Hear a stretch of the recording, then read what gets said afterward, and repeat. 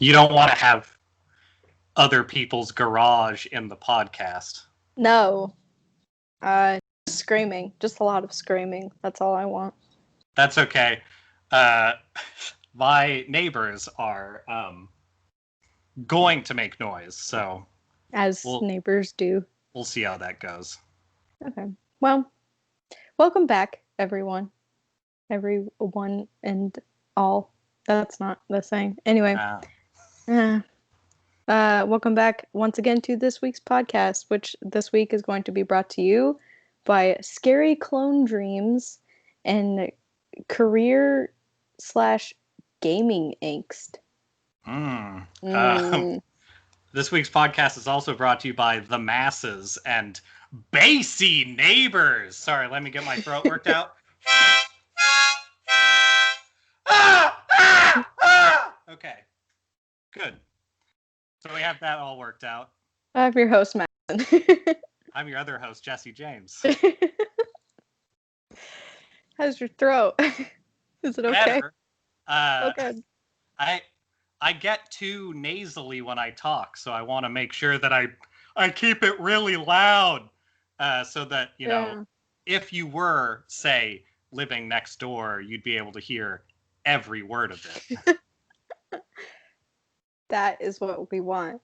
I also realize now that I am at home and not going anywhere, working from home also, that there are just long periods of time where I'm not talking. And so I'll get in the car to like go to the grocery store and like start singing along to the radio or whatever, and my voice is like scratchy. It's horrible because I haven't talked in 2 days. Oh God.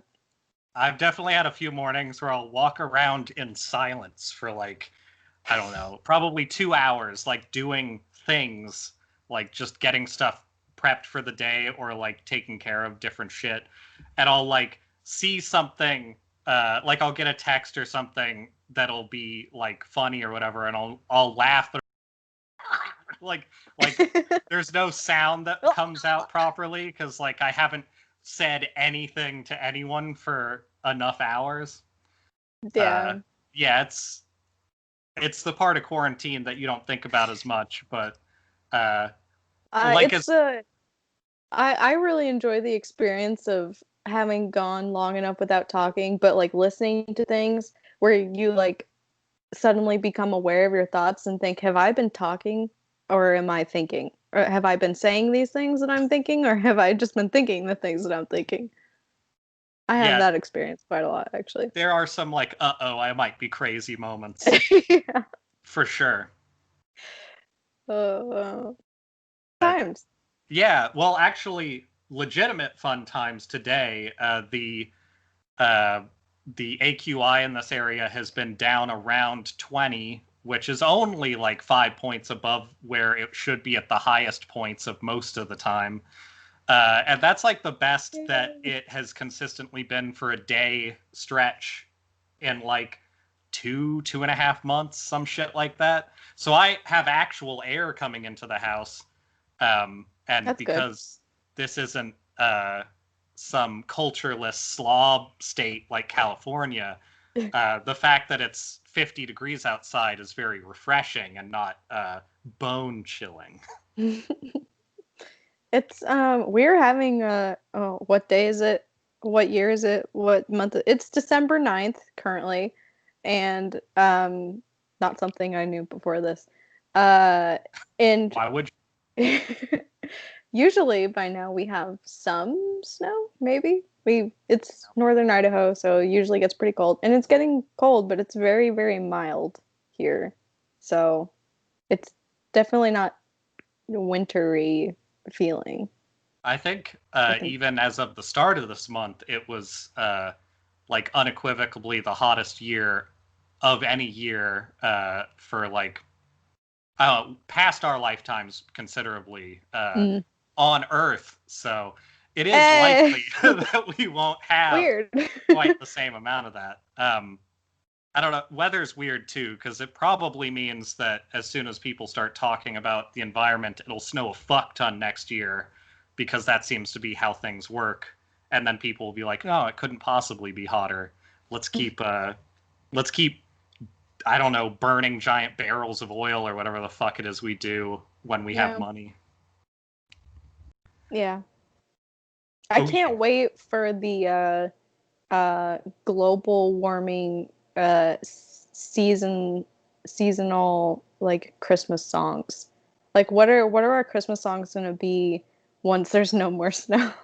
Or alternatively, like glacial amounts of snow. Like what is that going to look like? I bet they'll be fun. I think in the US it will look exactly the same, and people will just get really, really into like Frosty the Snowman shit, because like I can attest, living in a city area where it literally snowed like a day a year maybe and it didn't stick, people will just grab onto that even more than they did when it was common. So I think it'll probably be people saying like, oh, don't you remember how we took this for granted? Oh, it's so beautiful. We can all get together around the one snowman that we make a year. Like, it'll probably be a lot of talk about the providence of Christ, because that seems to be the usual place that we get to in this country, even though it's a melting pot.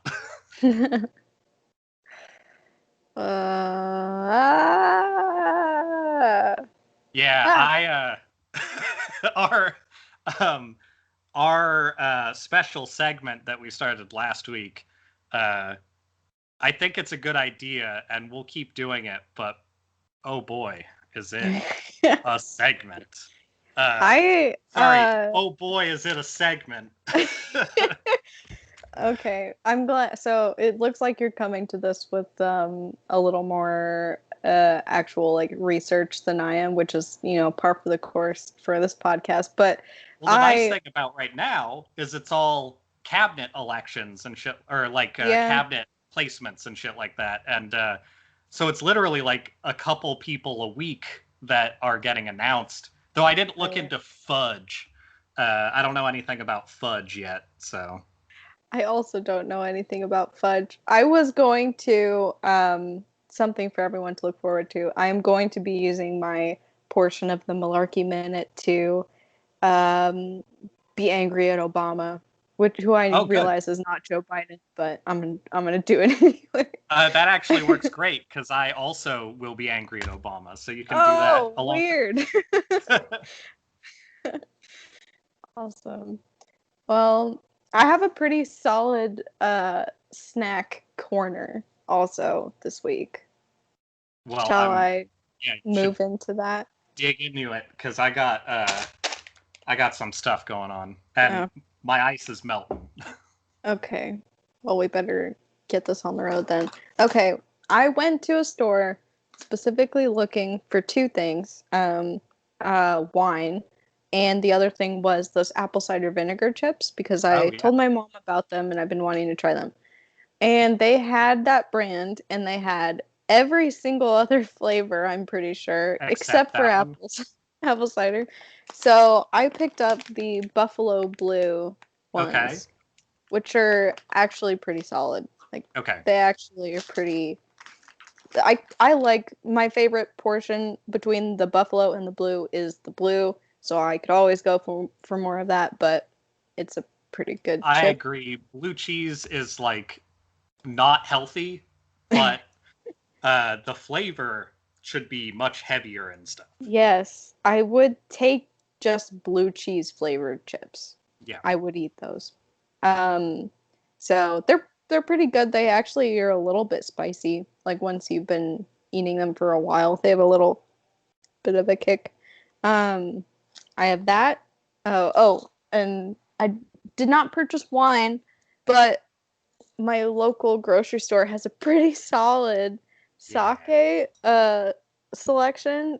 I was actually incredibly impressed. They had a lot of different varieties, so I picked up the like economy size of the Nagori brand that I like. Nice. That is very appealing. I got an image of that yesterday, and It is definitely an exciting moment. This bottle is, yeah, it's like as big as my head, so that's exciting. That'll last me not as long as it should, but it will last me a long time. Well, not everybody can have my giant papery sun. Mm, yeah. Are you Not. drinking it room temperature? I heated it up. Okay. It was hot. It's a little lukewarm now, but I had hot sake, which I think this one is best hot. It's very, very sweet, so when it's hot and you're just sipping on it, it's a little bit easier. Uh, Um, a suggestion: if you have one of those metal thermoses, they work really good for it because you can like seal it mm, up. I think actually, I secret drank, sort of. It wasn't a secret to anybody but people who owned it. Sake when I worked at a cafe sometimes, oh, nice. and it would stay hot through like I don't know, probably 3 hours, and that's plenty of time to drink, a fist of sake.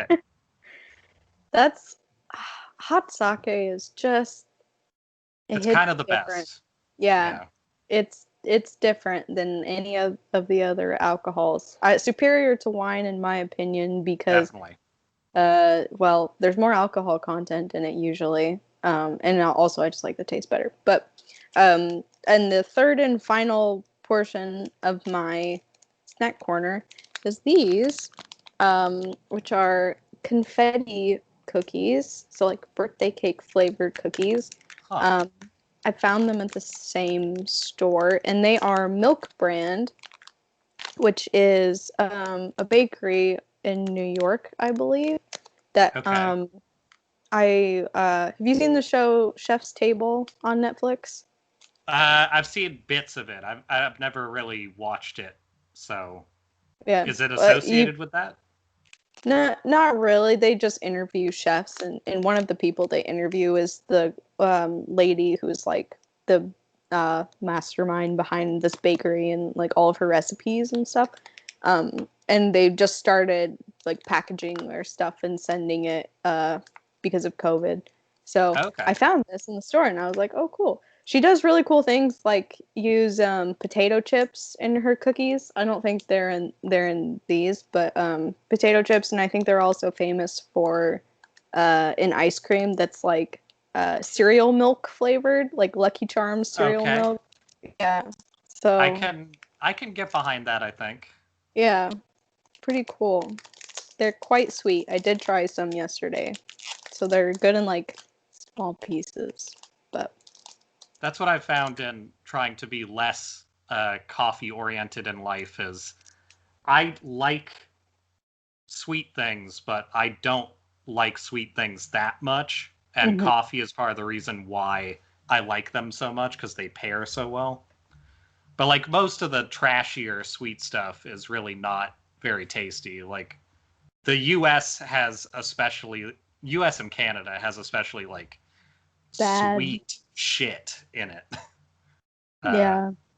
like I don't Halloween this year showed me that yeah. because I don't think I hadn't celebrated or been around candy on a Halloween for multiple years, like maybe since I was a kid and like doing the Halloween thing. And I was around my parents this Halloween, and my mom had candy because she's a teacher, Mhm. uh, and I hate so much, and it's just bad. It's not good. It's just our candy's not good. Yep. That that is definitely where I land on it.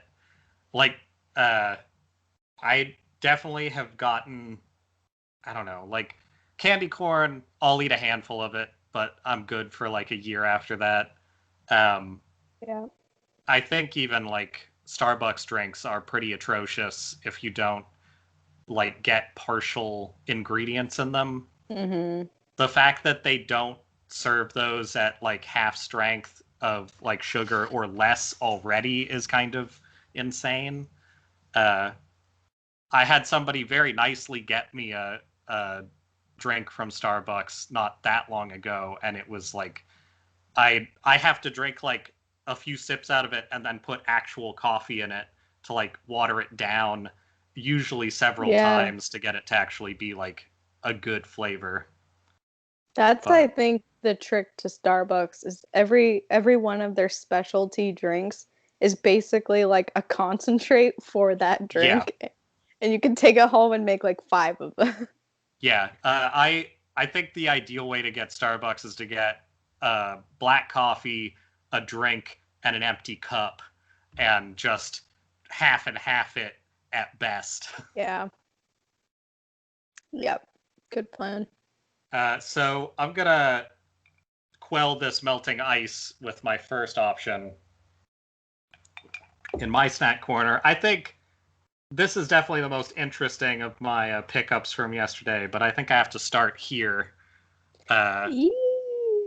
with, what is it? Toulon. Yeah, it's macadamia nut cream liqueur.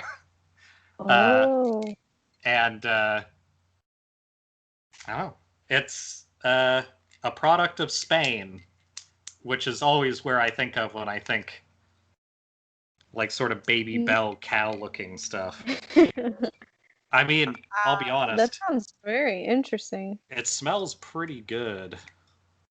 I really like macadamia flavor, so I bet that's gonna be really good. Yeah, well, it's macadamia cream also, which I don't know. I like cream liqueur, and I was always upset learning about drinks when like I lived at home and I wanted to figure out how to do drinks, but like I didn't have any experience in like drink culture. And I remember trying to make oh fuck, what is it? It's one of the ones that has like I think it was like a car bomb or something. I was trying to like figure out what parts of that work together, and it turns out that when you don't know about cream curdling and stuff like that, it can get real bad real fast. I think I added like a small amount of like Kahlua or something to like soda, because I had heard that can work, and it does briefly, and then it like turns into a structure of like curdled milk basically. So like I don't know. That actually was part of the reason why I was not very into making cream sauces for a while, because I thought milk would just instantly destroy itself if you fucked with it. But as evidenced by my making stroganoff earlier this week, that is not the case anymore.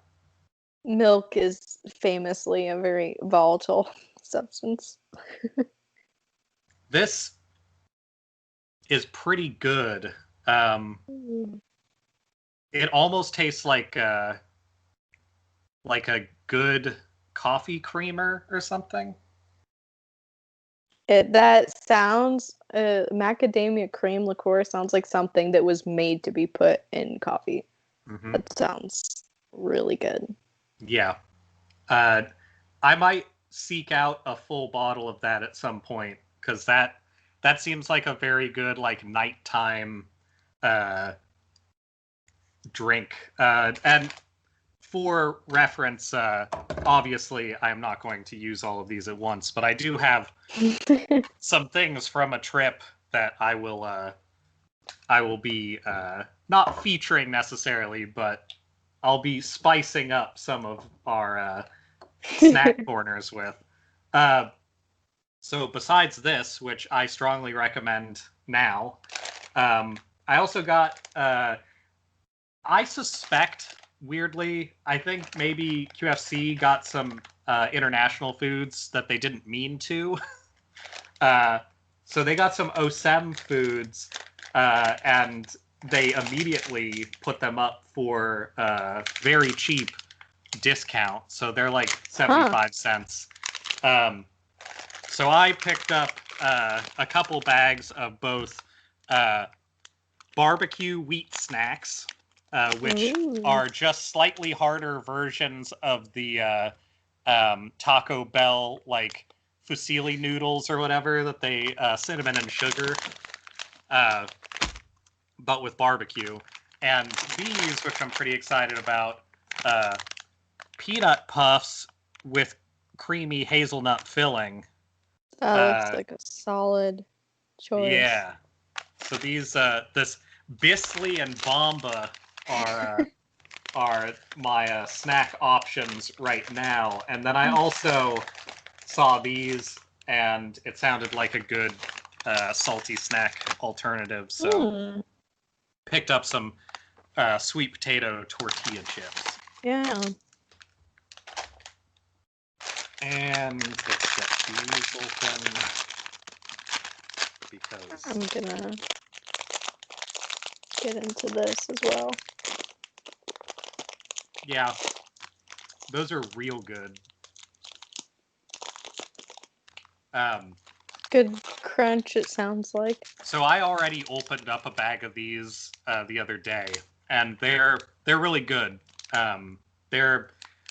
They're still a barbecue chip kind of thing, but they're not very sweet, and they're like really crunchy. These, however, are they are almost exactly the same thing as those puffs I've eaten on past episodes that are like just sort of general puffs, like Cheetos, basically, without the Cheeto dust. Except these are peanut flavored on the outside with just basically Nutella through the middle. So that's very tasty. Yeah, I don't think you can really go wrong with mixing those two flavors together. Also, they don't have terrible bags, so they open like they're supposed to. Look at this clean bag opening. I really appreciate that. Yeah. This is my one complaint with these bags. They're very sturdy bags, and they give you a little like notch on the top to tear it, but this helps no one. It's very dumb. Even if it's my roommate buying those, I now cut the top off with scissors and roll it and clip it because I can't stand the fucking. Have a bag that's torn in half, and now I like crumple it up in like a plastic bag or something. Like, it's not worth it. No, it's bad. I don't know what they're going for with that, but kind of makes it so that you have to eat the whole bag in one sitting, which is a tragedy. Yeah. Oh no. I don't think I would do that because reasons, but I understand the urge. I've watched plenty of people do it. This is a good cookie. Fairly sweet. It's like way too sweet, but look at this like moist cookie break. It's just very. There's like I don't know, like some tapioca flour or like xanthan gum or something that makes it a little chewy. I like chewy cookies. I'm a big chewy cookie fan. I like some cookies. I'll be okay with like a crisper cookie if it's chewy once you bite it. But I kind of hate crispy cookies, like the ones that just sort of turn to ash in your mouth. And then the like ones that Chips are Ahoy. Yeah, and then the ones that are like soft baked, that whole thing, when it's done by like a industrial machine, like a lot of places do. Those are fucking disgusting. They're just like the Play-Doh textured cookies that they try to market to kids. I can't. It's like it's close. It's close to being what I want, but it's just something about it very off-putting. I agree. It's not the right path. No. They fucked up. There's a right way and a wrong way to do cookies. And that's not it. So I think this is a good time to announce that I want to bring a new. I feel like what our podcast is missing in terms of presentation, other than a theme song, which I would love to have, but we're low-tech gremlins, so we'll see if that ever happens. But I do think there is a certain generalness to our podcast introduction that can be a little bit colorless, I guess. And so I was thinking a lot after our last podcast about how would I title this podcast if somebody asked me what it was. Like, what is your podcast? And I want to get your opinions, but my title for designation that I've been looking into is this week's podcast, a conversational leftist mukbang. I think that's describing most of what we do with a description. Yeah, I love that because I feel like it can be at times a literal mukbang or a metaphorical mukbang, which both I very much enjoy. So even if we're talking about the worst garbage, we do gobble it down for usually 30 minutes or more. Yeah, I think that's perfect. That sums it up quite nicely. So, I guess we're in agreement on that. That I don't think that that's going to help us, but I do like the idea of being able to at least describe what it is that this podcast is. Sort of. I think that describes it in a way specific to us. That's very nice. It'll help me at least explain what it is I do on Mondays/Tuesdays, Wednesdays for what like are you 5 doing on hours Mondays? in my room. Well, I have to go to my conversational leftist mukbang. That's just what I do on Mondays. Yeah. Or in this case, Wednesday. Because work during the holidays, when you have a job that focuses on the holidays in a pandemic, in our ongoing national crisis, now more than ever. Yeah. Real excited about the incredibly angering way that it sounds like we're going to roll out vaccines as well. This isn't really getting into our malarkey minute. I just want to mention it because it has to do with our current president as mostly, but apparently over the course of this week's many amazing news stories of mostly stupid shit, when our president was approached by Pfizer to secure portions of vaccines for our country. So just for like a setup, right now they're talking about 100 million vaccines is what we're planning to have, like next month or whenever it's like set up to be available through the FDA stuff. 100 million equals 50 million people, because it's 2 doses to get people inoculated. Oh. So 50 million being about a seventh of our population. So prospectively, it could be like very helpful, but it's also like kind of not. I would like it to be closer to, say, a third, because when people talk about herd immunity, that's getting closer to like what we actually mean. Yeah. And like there's a lot of people who disagree with using that term, but like it's still collective immunity is probably the more humanizing version of it.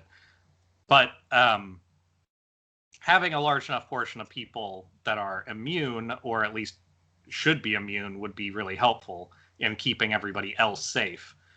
A seventh of the population starts to get into territory where like it could be good, but who of that seventh of our population is going to be getting it? I think is probably pretty important. Yeah.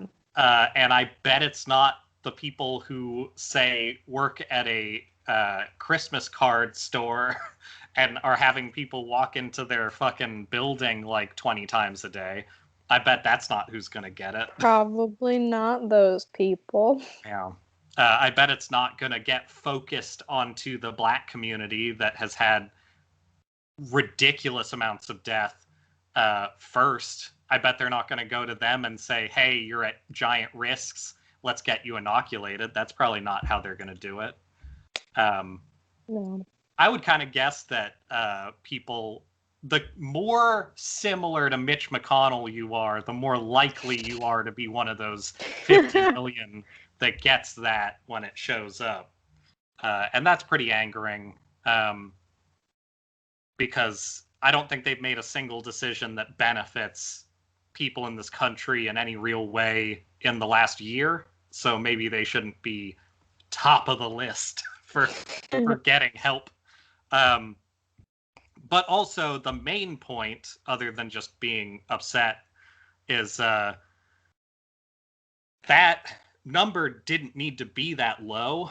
And Pfizer specifically had there was a whistleblower that was like looking for information on this conversation that the White House had with Pfizer, in which Pfizer both offered more and offered to have us on a reserve list to make sure that we could get more if we needed it or there was an emergency. And we said no.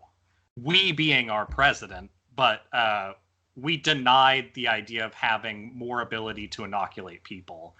And that's why people are talking about us having more ability to get that stuff in June, probably, is because that's when they expect they'll be able to have more to places. Not because that's how long it'll take, but because that's how long we've decided it's going to take.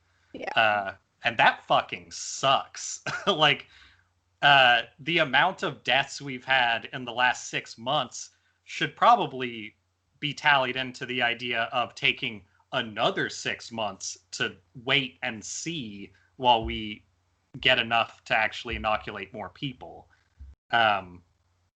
You would think that would be a factor. That's pretty much the way I would expect them to do this shit, though. So I don't know. I'm also gonna have to be moving or doing something with like my living situation, and hearing that our prospective start of getting inoculated is the exact date that I will be doing that is like, oh, cool. Yay. You fucked me. So that'll be real fun. I don't know. But what I do know is that we should just expect the worst decision in any sort of situation. Also, keeping true to the idea that, like, there is sort of an unfortunate side to liberalism. Sort of there's a lot of unfortunate sides to liberalism, but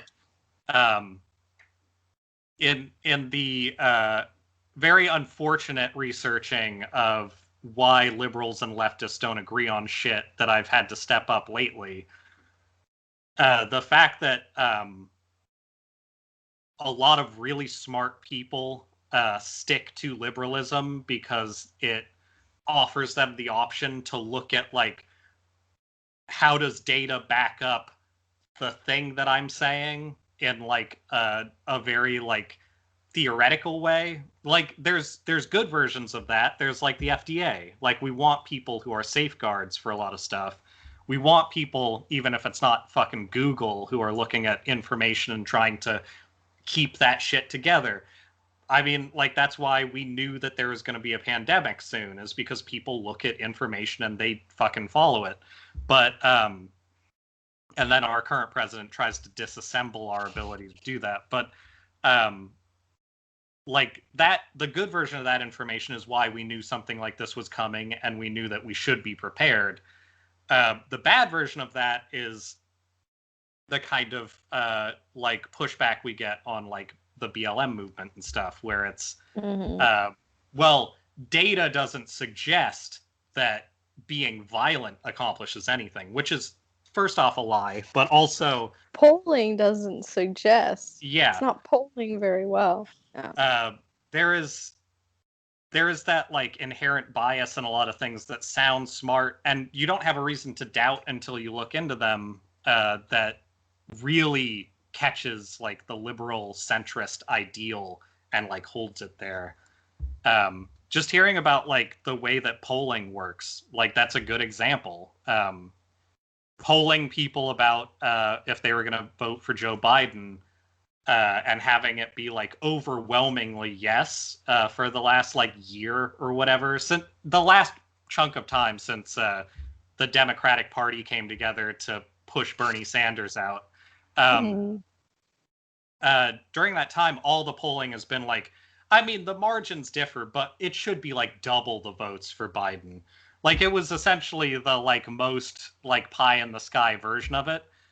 And looking at like actual like common sense reasons for that in polling, it's like, who's likely to give their opinion to somebody calling them, and who's likely to be available when people call them, who's likely to be on a list to get called. And it's like, oh right, centrists believe in all this stuff, so they're the people polled for everything.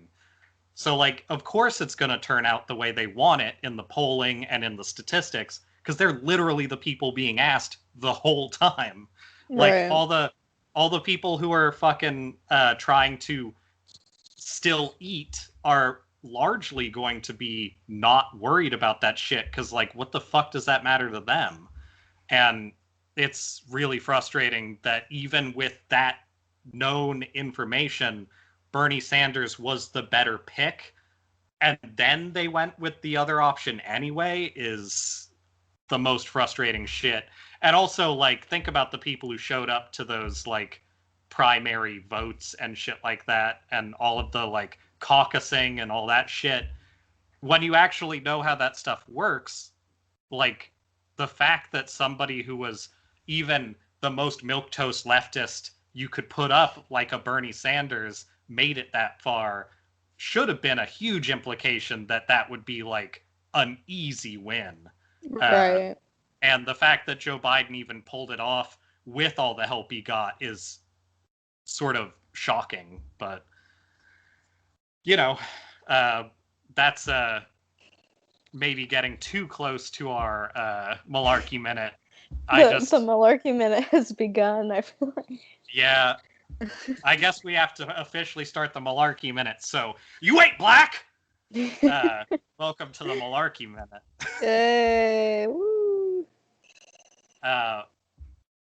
What were you looking into? I want to hear about your I adventures in yeah, Barack so Hussein Obama. this is at this point a little bit old news. Probably should have brought this up on, well, I don't know if we had done last week's before.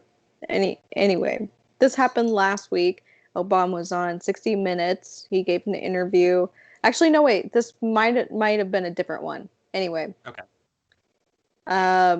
he was asked about like we were just talking about BLM and defund the police, and he basically, in more words, said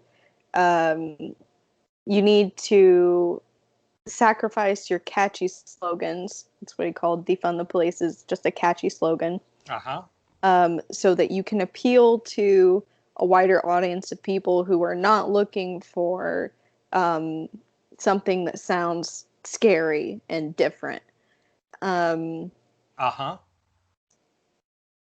Which is dumb. So, obviously, I disagree.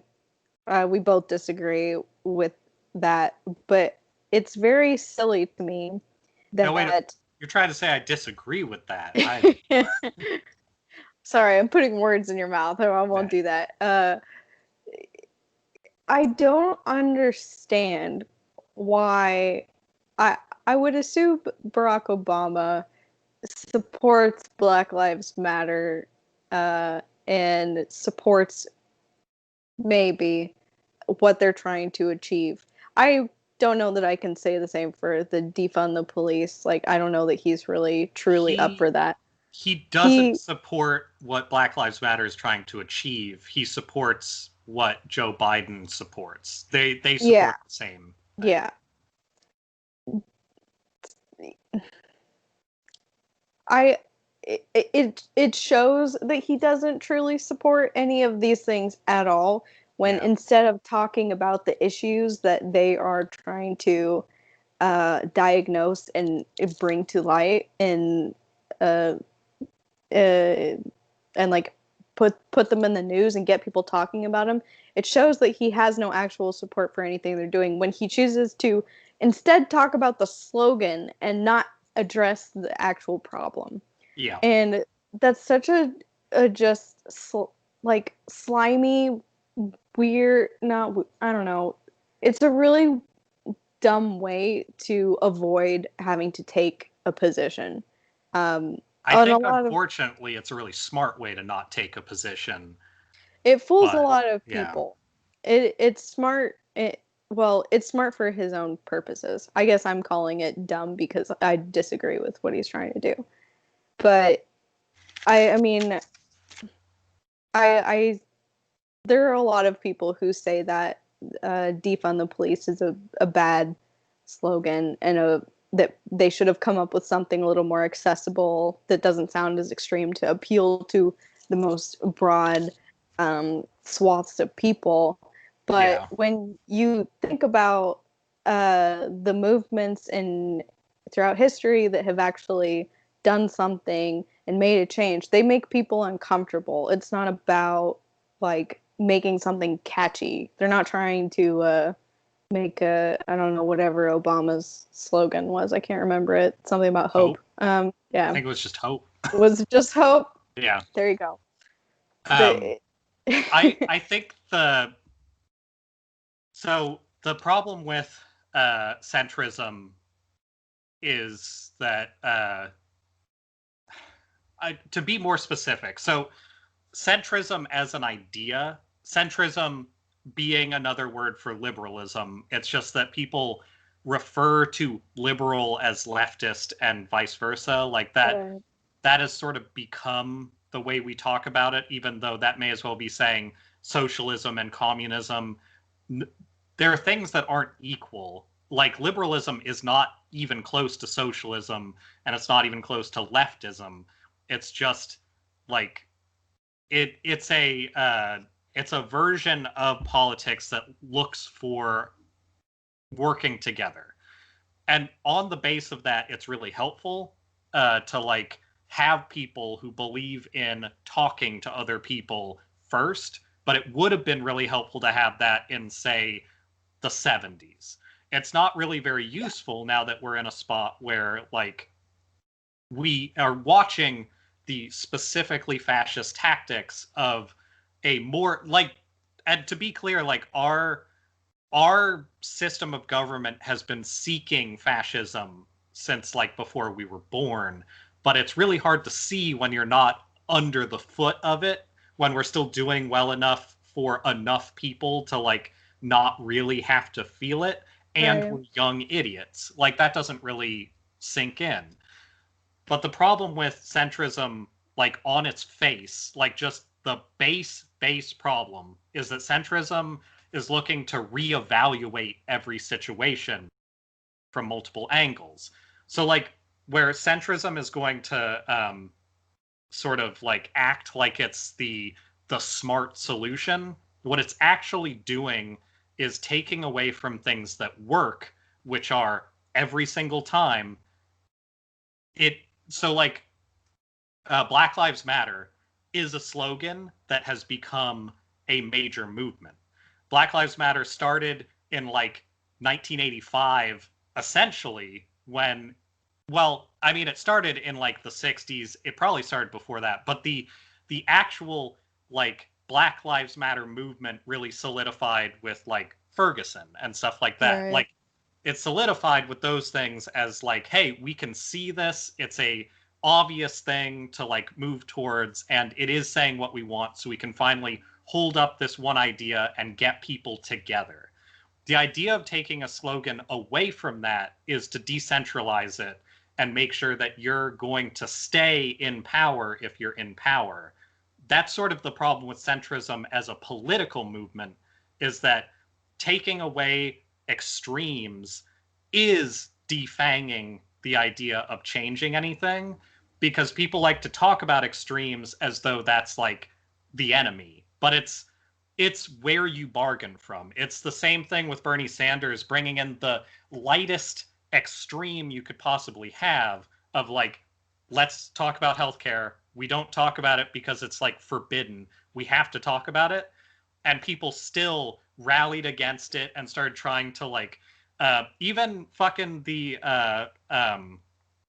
Obamacare stuff, that specifically the stuff to try and work its way underneath like Medicare for all, to make sure that we don't use Medicare for all, but we can like prop up another thing in its place that's more reasonable, even though in the end they all end up being the same slogan you're following. Like centrism has risen as its own slogan to follow. Like Joe Biden being essentially a hardcore conservative his entire political existence, and now coming to a point where like he's a centrist, it's really just saying he's going to talk to both sides and take like a middle ground, which, like, if you know anything about the Overton window, is the problem. Like, we can't keep taking a middle ground without offering something more leftist. We have to have both. But the insidious thing about centrism and why it's so hard to combat, other than all of that, is that it appeals to people who are comfortable, and people who are comfortable have the financial ability to be more educated. So it's the problem with Elizabeth Warren. It's the problem with a lot of those people. Like Buttigieg did really well. His ideas are garbage. And like Warren has been on both sides. She was way into like Republican like finance and Republican ideas. She's super pro-war, but she gets this weird space as a centrist because she believes in preaching to like, well, we're good people. We are well educated and we understand things. This is actually my intro idea of the masses. Like, the masses are treated as like the basis for like zombie invasions. It's that thing of like, we have all these people and they're going to destroy everything if we don't control them, so we need to like treat them like animals. And that's exactly what you see the Republican Party doing. They're taking everybody and saying, well, we can't trust these people. They're violent. They're like out of control. We have to bring the police in. We have to do all this stuff, because if we don't, they're going to ruin our country. But the country they're talking about is for centrists, and it's for, right now, conservatives. And it's because centrism being preached to the people who are of means it's talking to the people who are already comfortable, and it's talking to people who are already higher educated, so they believe that they know better. And I'm a firm believer in the fact that everybody is essentially exactly the same when it comes to like your intelligence. None of us are fucking a great inventor. Like, none of us are those people. Like, Elon Musk has tons of people who have done his ideas for him. He's not a genius, he's just driven. Like, that's the thing. We have to stop thinking about like doctors and scientists as geniuses and start realizing that they're just very driven, and usually they're fucking flawed as shit because they leave all these other parts of their life behind to do that. And like same with like farmers and shit, though. In this country specifically, we have farmers that are almost entirely like corporate or like large scale farming. Most of those people are pieces of shit.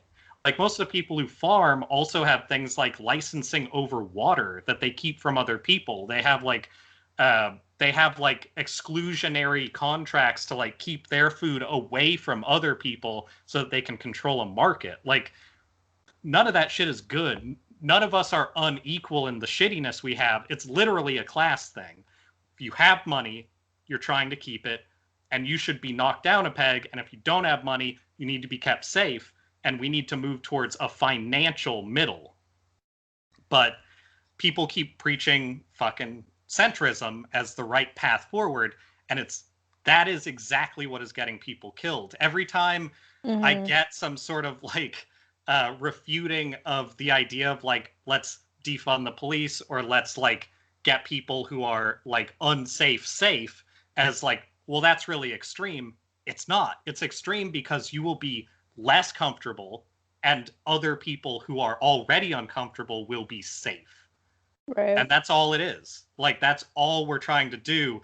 Defunding the police is not getting rid of the police. But if you can't get behind defund the police and you want to argue about the idea of defunding them, it's insincere, or you just have not chosen to look into it because you're too comfortable to care. Right. And that's what's so angering to people in our generations about older generations, is because they have some level of comfort, they do not care about looking into this stuff.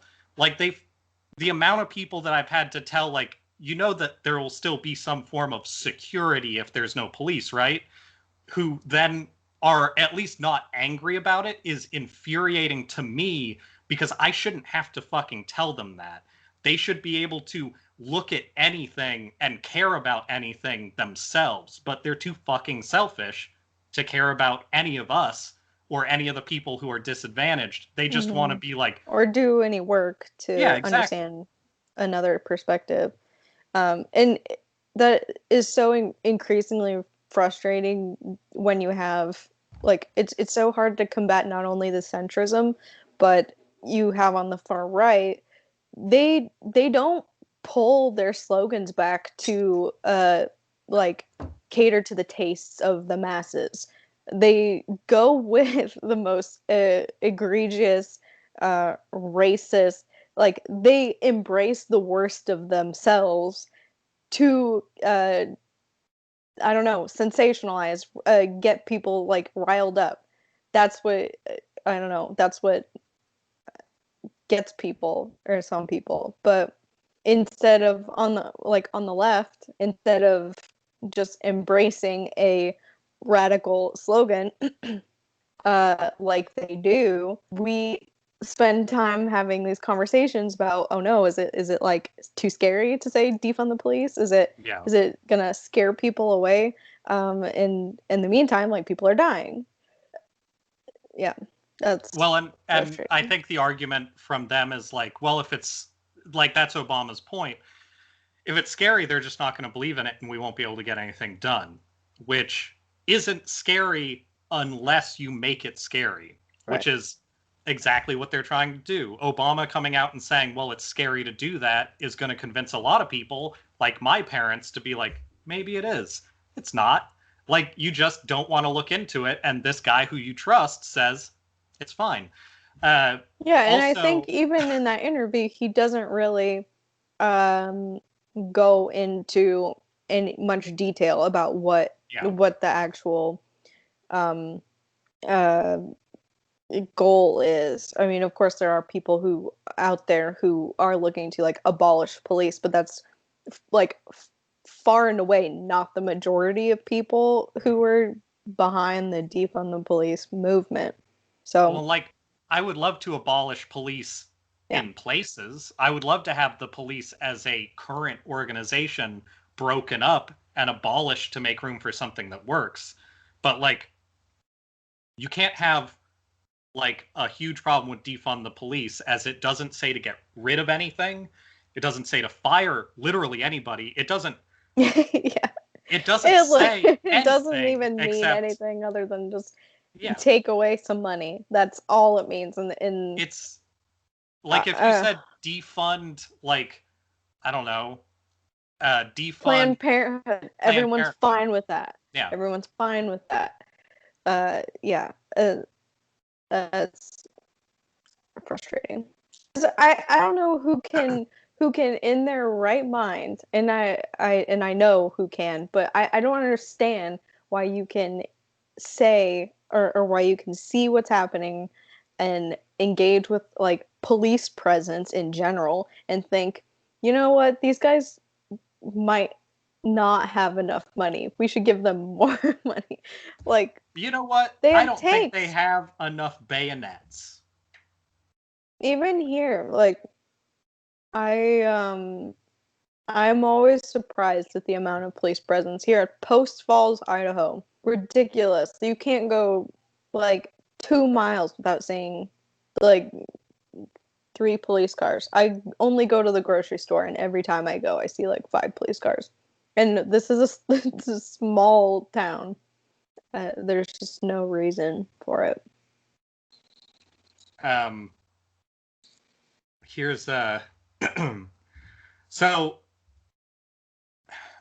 another example of sort of I actually have another Obama thing that I'm pissed off about currently. Oh. But here's a piece of political news you probably didn't hear about, which I think is kind of insane. So did you hear the news about the remaining Koch brother like 3 weeks ago? No. The middle of November, Charles Koch came out and apologized for essentially doing what the Koch brothers have done for the last our entire lives. Nobody's talking about You that. said sorry. Yeah. Like, cool. It's the most like obvious bit of like nobody gives a shit about like this libertarian garbage that everybody like has bought into. Like the people who engineered things like privatizing everything in our country and ruining like the reason why our generations have what now it's like 4% of the nation's wealth when the last generations had like 30%.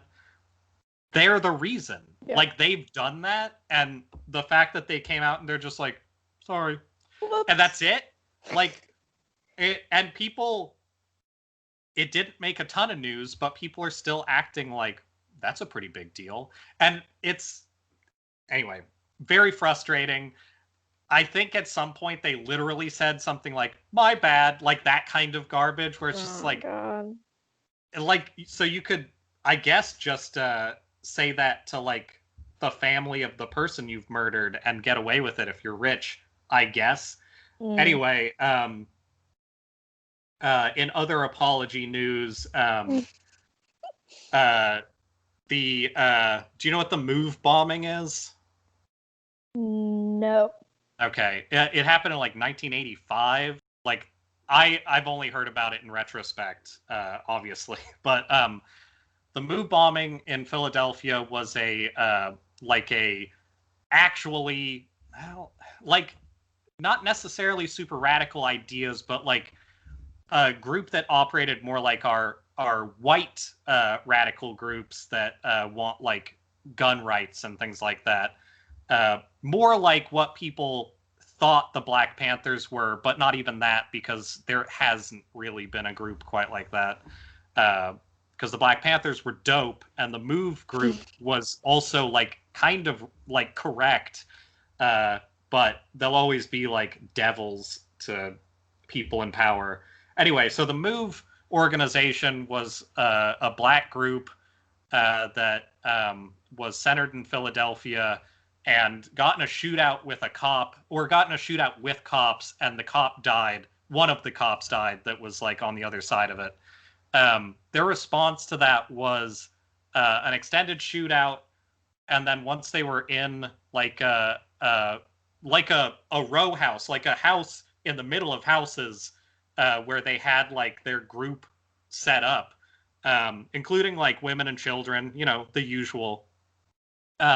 They didn't have a standoff with them that led to like what you would expect. They firebombed the building and burned the entire block down. And it was a group that was like outspoken, but like they weren't the level of violent that any of that shit was. Yeah, one of these things is not like the other. Anyway, so the shootout was in 1978. The bombing itself didn't occur until 85. And there's also, I think, a dollop about Mike Africa, who was like the guy who was sort of the head person there. Essentially what they were after was like exactly what happened to them was what they were upset about. But they have a documentary about like parts of what happened that I guess is coming out in the near future. And the reason why this relates to apologies is that the MOVE organization has just like this last week. Oh shit, this is from today. They have disavowed the apology that Philadelphia gave them for anything that happened now. They've just sort of said like, no, you can fuck yourself. That doesn't, an apology isn't really good enough, which I appreciate. Yeah. I think that is the correct move. There should probably be a lot more disavowments of apologies. Yeah, I was going to say, I think that should more often than not be the response to these public apologies that we see so often. Yeah, I think Charles Koch apologizing should be followed by somebody who makes minimum wage pushing him off of his yacht. Like, that's probably a nicer closing to an apology from an asshole like that. Anyway, the other thing that so while I was looking up the fucking Biden appointments, I just happened across all of these fucking things. And one of them was so Obama's cabinet appointment for Solicitor General while Obama's presidency was going, they had a big part of their job arguing against proposed motions that would I don't, my notes are often done while I'm like eating at work, so you know. But a big part of what they did for like a chunk of Obama's presidency was argue against policies that would allow American companies, specifically like American corporations, from being sued over in other countries. So it was a idea that like the world community had of making it possible for corporations to be like legally attacked if they were using slave labor in countries outside of their own country specifically. And Obama had somebody on making sure that didn't happen. So that's probably pretty indicative of sort of the amount you should trust people just because they say things that you like. Yeah. In addition to that,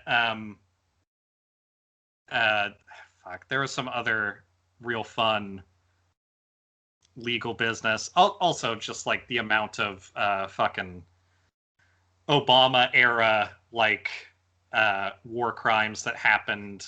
Like statistically, it may have been fewer total deaths than George W. Bush, but like a lot of the stuff was even worse in terms of like what happened. Like I think people should stop sort of not disavowing, but like ignoring the fact that like he did order a drone strike that killed an entire wedding of innocent people and many, many more incidents of that kind of shit. Like just because we had like rises in mass shootings, which like has been rising every year for like a while our overall violence has dropped considerably every year for a while. It's really frustrating to see it being spun into like what it has become. Anyway, Mm-hmm. when the move bombing happened, Joe Biden was already in politics and continually arguing against like furthering like rights for black people and stuff. So, you know, take that into account when you think about that shit. So I guess if we're in this Flarky minute, I'll go over the two most notable people that Joe Biden has elected into his. I mean, they could get blocked, but why would they? They're very Republican and their like ideals. So let's see. The first person that got announced was Javier Becerra. He is elected into United States Secretary of Health and Human Services. He's not the worst. He's definitely done some stuff that is not surprising. For example, he was the chair of the House Democratic Caucus. He was the vice chair of the House Democratic Caucus before that. He was the House Democratic assistant to the leader before that. The leader being Nancy Pelosi at that time as well. That was like 2007. Like he has had a very Democratic Party like career.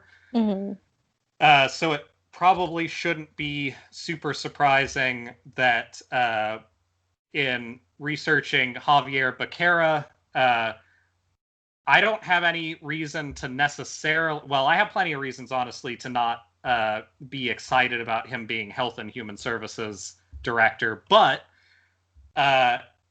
his biggest thing that I kept finding was that so he was mostly out of California. Uh-huh.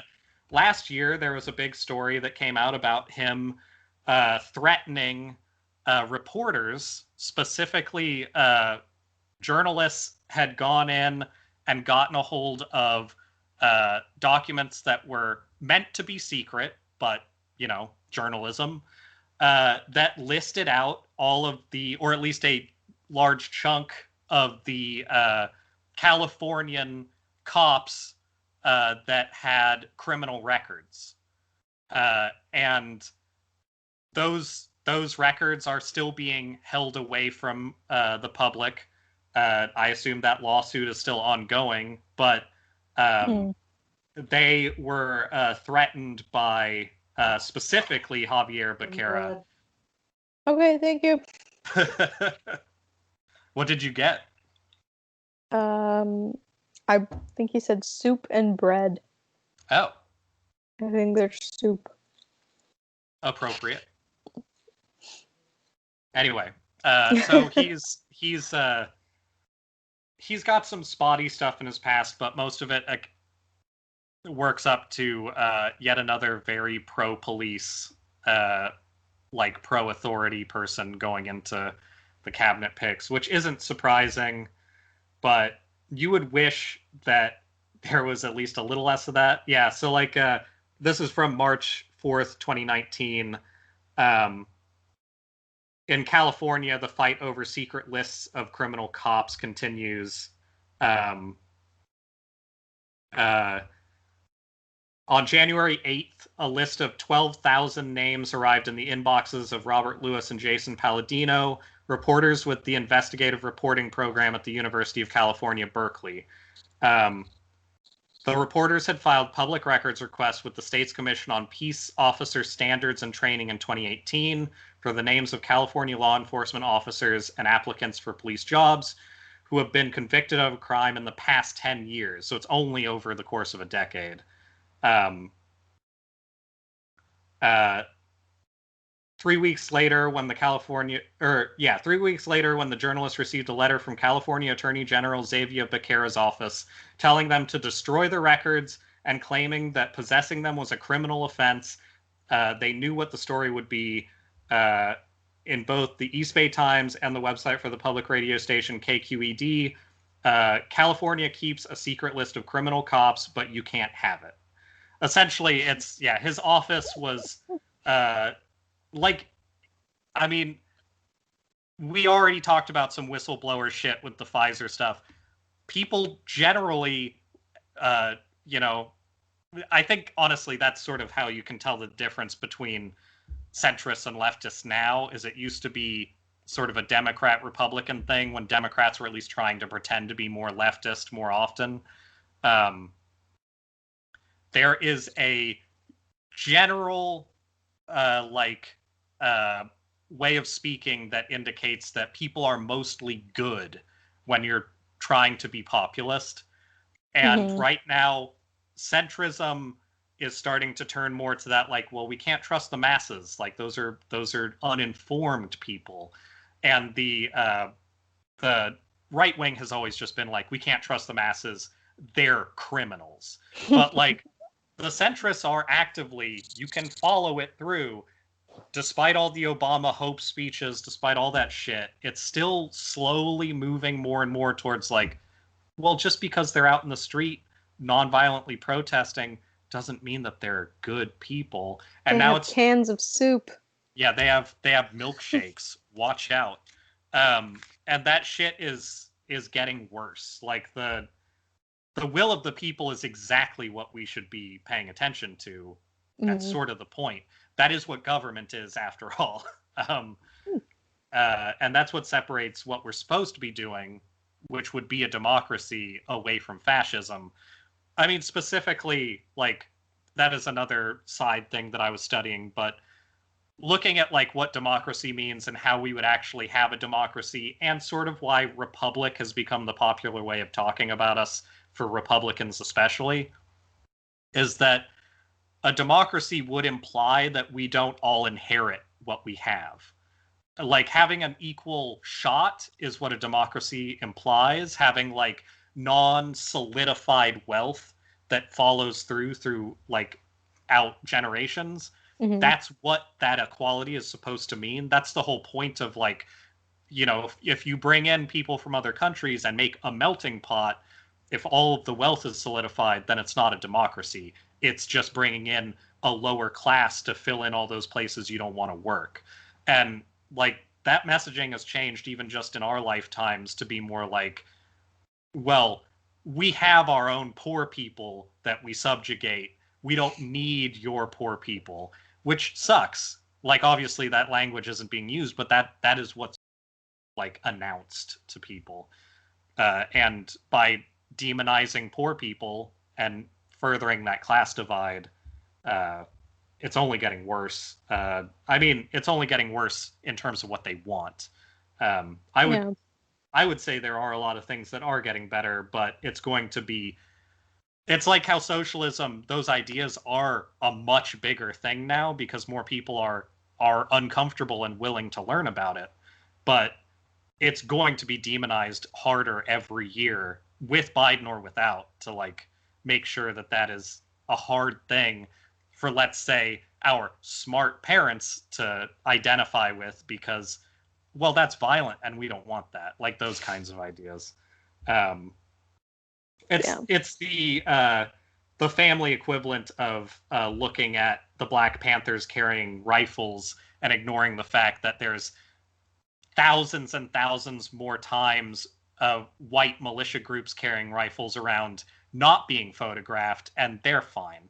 They're a little bit like weird, but like they're not dangerous. And then like this one group of like, essentially, like, after like meeting some of the like family of the, because the Black Panthers weren't that long ago, meeting some of the family of the Black Panthers, like watching their like documentary stuff, learning about all that shit, like they had run-ins with the police and they should have. Like, that's basically the extent of their violence. They were exactly as you would expect when it comes to women's rights, and that was only in parts. But like, why would you expect them to have different standards than America, which doesn't even want like women's health to be available? It's, I don't know. Anyway, so before this gets too long-winded, which it has been for minutes, the other person who is also more problematic than the guy who threatens journalists for having police information. So Lloyd James Austin III is the United States Secretary of Defense nominee. He was the United States Central Command head under Obama, and he was notable for being the first Black CENTCOM leader, and now I think he would be like I feel like we've had other Black people in this position, but maybe we haven't. Maybe Colin Powell was something else. Anyway, so looking through his stuff and looking through the way that they're messaging his stuff, even like the things that came out today, they're trying to paint him as very like pro people. They had a thing come out this morning that was like, let's see, where's the headline example I had here? What have you heard about him so far? It sounds like you've at least heard of him. I've heard of him. I just kind of skimmed a couple of headlines about him, but I don't know much more.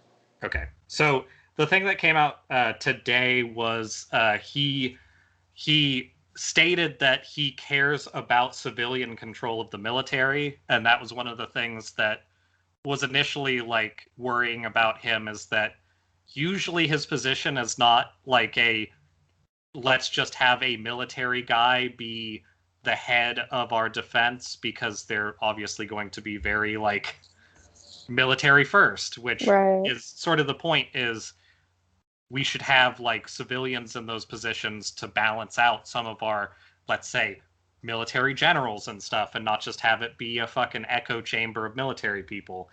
So of course they're kind of coming out and saying like, well, he believes in civilian first, which is sort of like putting the police in charge of like a homeless shelter and then saying like, well, they believe the homeless should have a place to live. Like, they haven't shown that very well, have they? So that stuff is what's getting talked about. The stuff that I think is maybe more important, let's go down to his positions in the private sector here. He retired from the armed services in 2016. So when he retired as Obama left. During the last 4 years, he has served on the boards of Raytheon Technologies, Nucor, and Tenet Healthcare.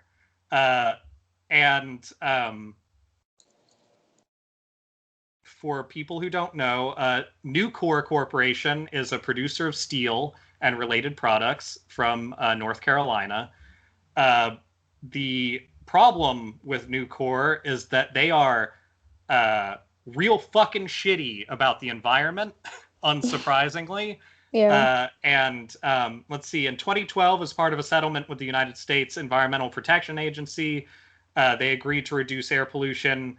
In 2016, the company unsuccessfully filed a lawsuit to block the Environmental Protection Agency from adopting a plan to continue visible pollution control in Arkansas.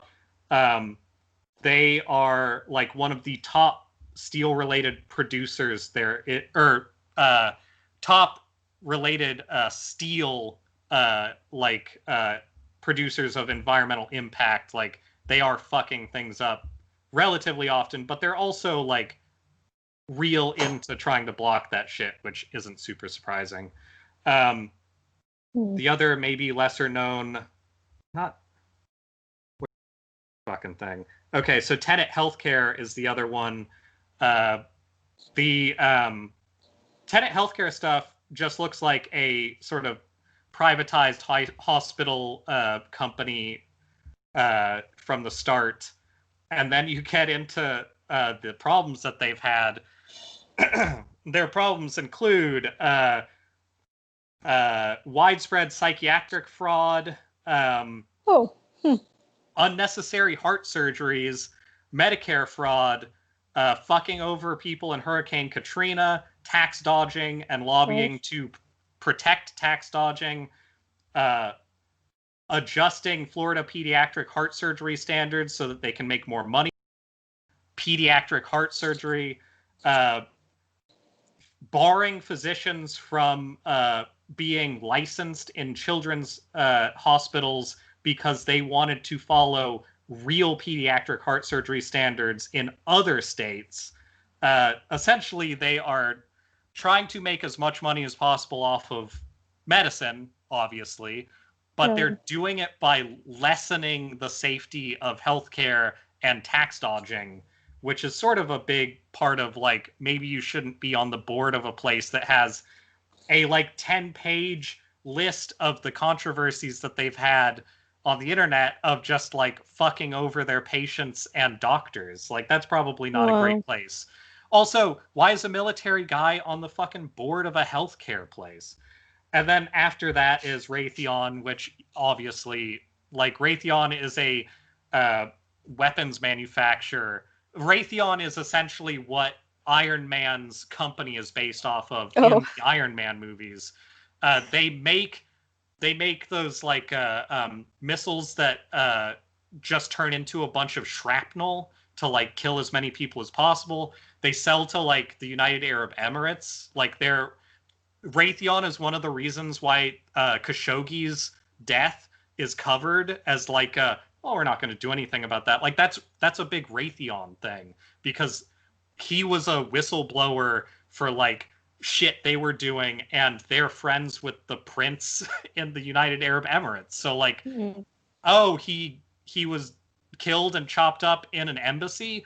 Weird. We'll just act like that's not a big deal. Raytheon has, like, way too many issues for me to go over. Also, you know that they're fucked up because whenever you look at like, sections of the internet that would talk about the things they do wrong, they just don't have those sections, and there's all these things about, like, they're very litigious. Yeah, I bet. Let's see. Here's some cool stuff. Let's just go over government contracting.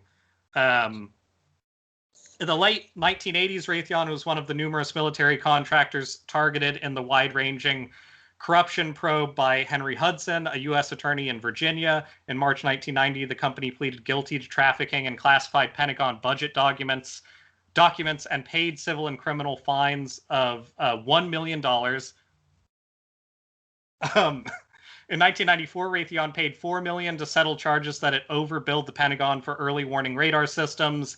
In 1997, Raytheon and its former Amana unit agreed to pay $10 million to settle a class action lawsuit contending that Armada sold defective furnaces and water heaters.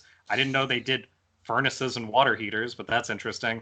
In 1998, Raytheon paid $2.7 million to settle allegations that it improperly charged the Defense Department for expenses incurred in marketing products to foreign governments. In 1999, Raytheon paid $400,000 to settle claims that overcharged the Defense Department on an aircraft maintenance contract. In 2000, Raytheon agreed to pay the federal government just over $1 million to resolve quality control issues on various electronic devices sold to the Pentagon. The company had voluntarily reported the problems after discovering testing anomalies. This is all working towards, like, their general stuff. 2003, what was this? They paid $3.9 million to settle charges as aircraft division overbilled the Defense Department. In 2003, Raytheon agreed to pay $25 million civil penalty to resolve State Department charges that the company violated export controls by selling military communications equipment to Pakistan through its Canadian subsidiary, and a rare rebuke by a company to its chief executive. Right, this thing, they apparently did some shit to fuck over their boss for $1 million only. He got, like, $1 million less. It wasn't even, like, a fine, and it was specifically because they, like, they're bored. He wasn't nice enough about them in his book that he wrote about himself. That part was interesting. Nice.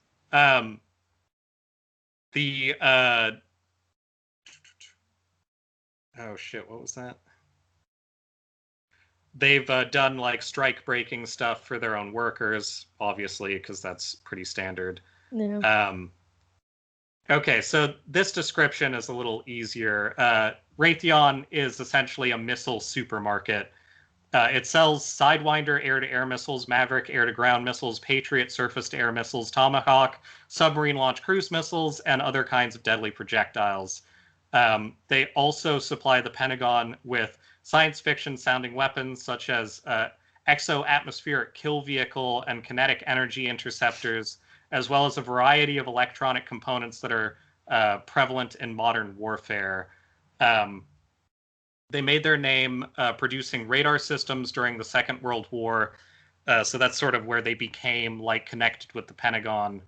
One of the biggest controversies concerning Raytheon has been its production of the Joint Standoff Weapon, which was used as a delivery vehicle for cluster bombs. The weapon widely condemned because it's mostly killing civilians.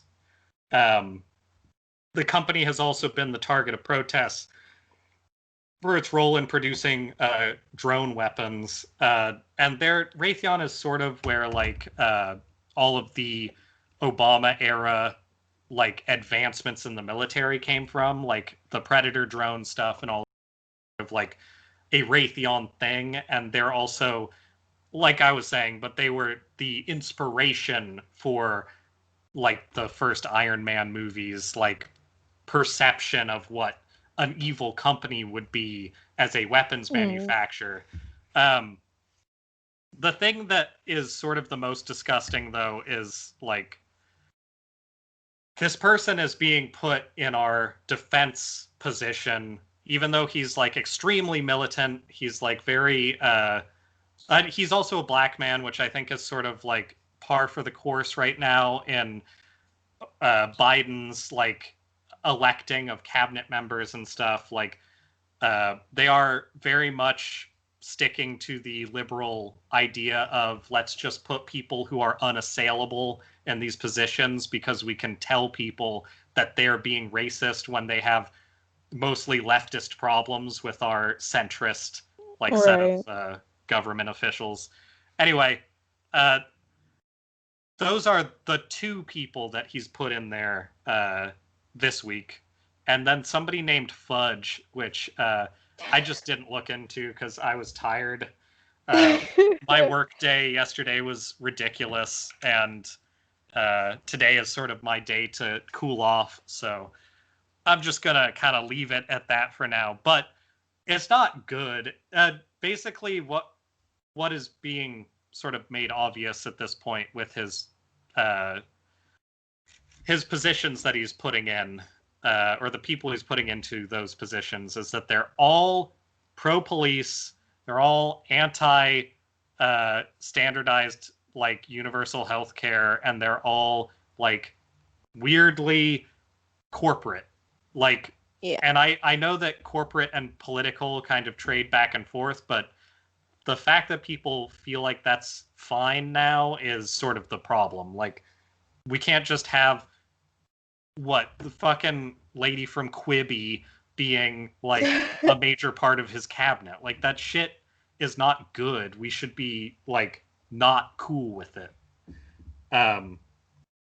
Anyway, I think the upside to this, and I've heard it echoed by a fair amount of people at this point, is that if he had come in and said, we're going to work on the police, we're going to work on healthcare, we're going to work on like all these things that we obviously need, it would be much easier for people to just separate from it and be like, oh, well, I think we're good then.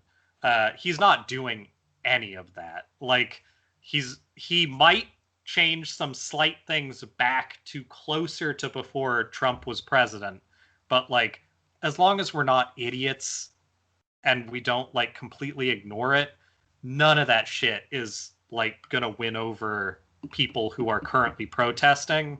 Yeah. And I think the worse he does right now, honestly, probably the better. Like, we kind of need to have an unassailable angle when it comes to like asking to live. Like, that apparently now has become the biggest, like, I can't believe these crybabies issues. So also, so real confusing. Have you kept up with the COVID assistant stuff at all? Because the messaging behind it is weird. No, I really haven't kept up with anything new that's happening. I've kind of, to be That's honest, have fine. lost Yeah. all faith in I anybody's don't, ability to do anything, so it's not about faith. I don't have any faith in anybody. What I'm, or hope, I don't know.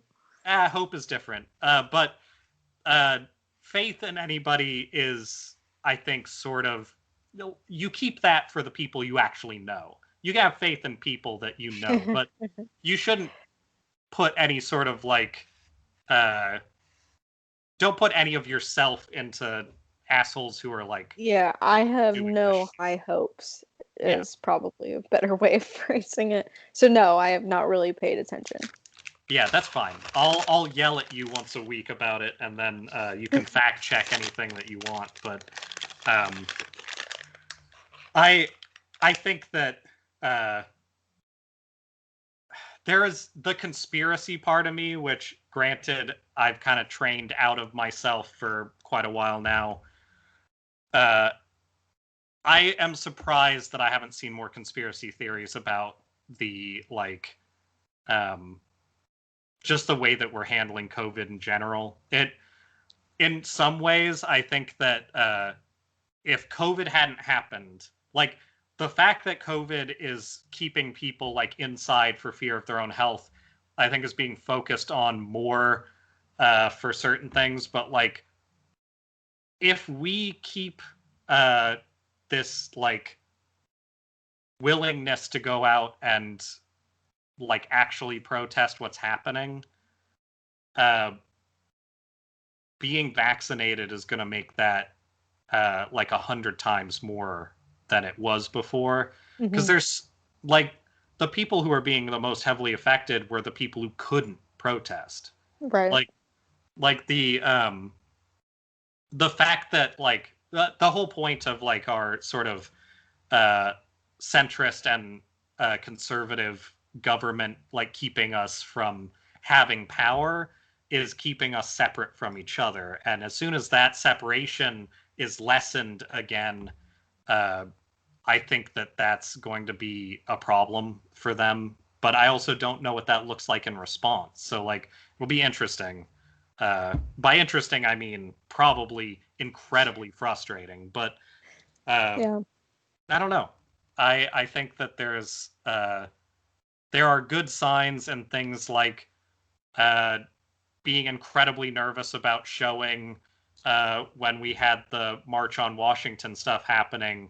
They didn't really show the people at the White House very much. They showed them like that they were standing there, but they didn't show the parts where they were like shaking the fences and like people like they talked about how, oh, Donald Trump, this pussy hiding in the White House basement or whatever. But they didn't really Hmm. talk about how like you don't do that for no reason. Like they hid him in the White House basement because there were like a million fucking people there actively getting upset about the shit they were doing. And that's we need more people to be upset in that way around the country. Uh, and Yeah, now that I think about it, I can't say that I can name a single time where I've seen a like a mainstream news outlet cover any images of people like no, knocking down the doors of the White House. I just don't think that that's something they're ever going to show, even when no, it does happen.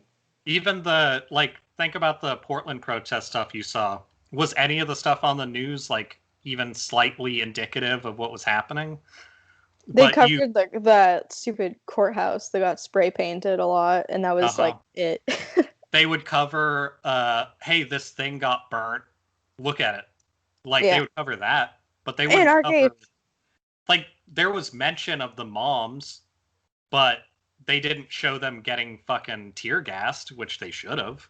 Yeah. They didn't show the like people with leaf blowers trying to keep everybody safe during that chunk of time. They just sort of acted like, well, some people's parents are going to be stupid. Like it's I it kind of sucks, but in a lot of ways it kind of has to be accepted that like the national conversation is sort of happening on parts of the internet that are just inaccessible to older people now, and that is problematic for a number of reasons.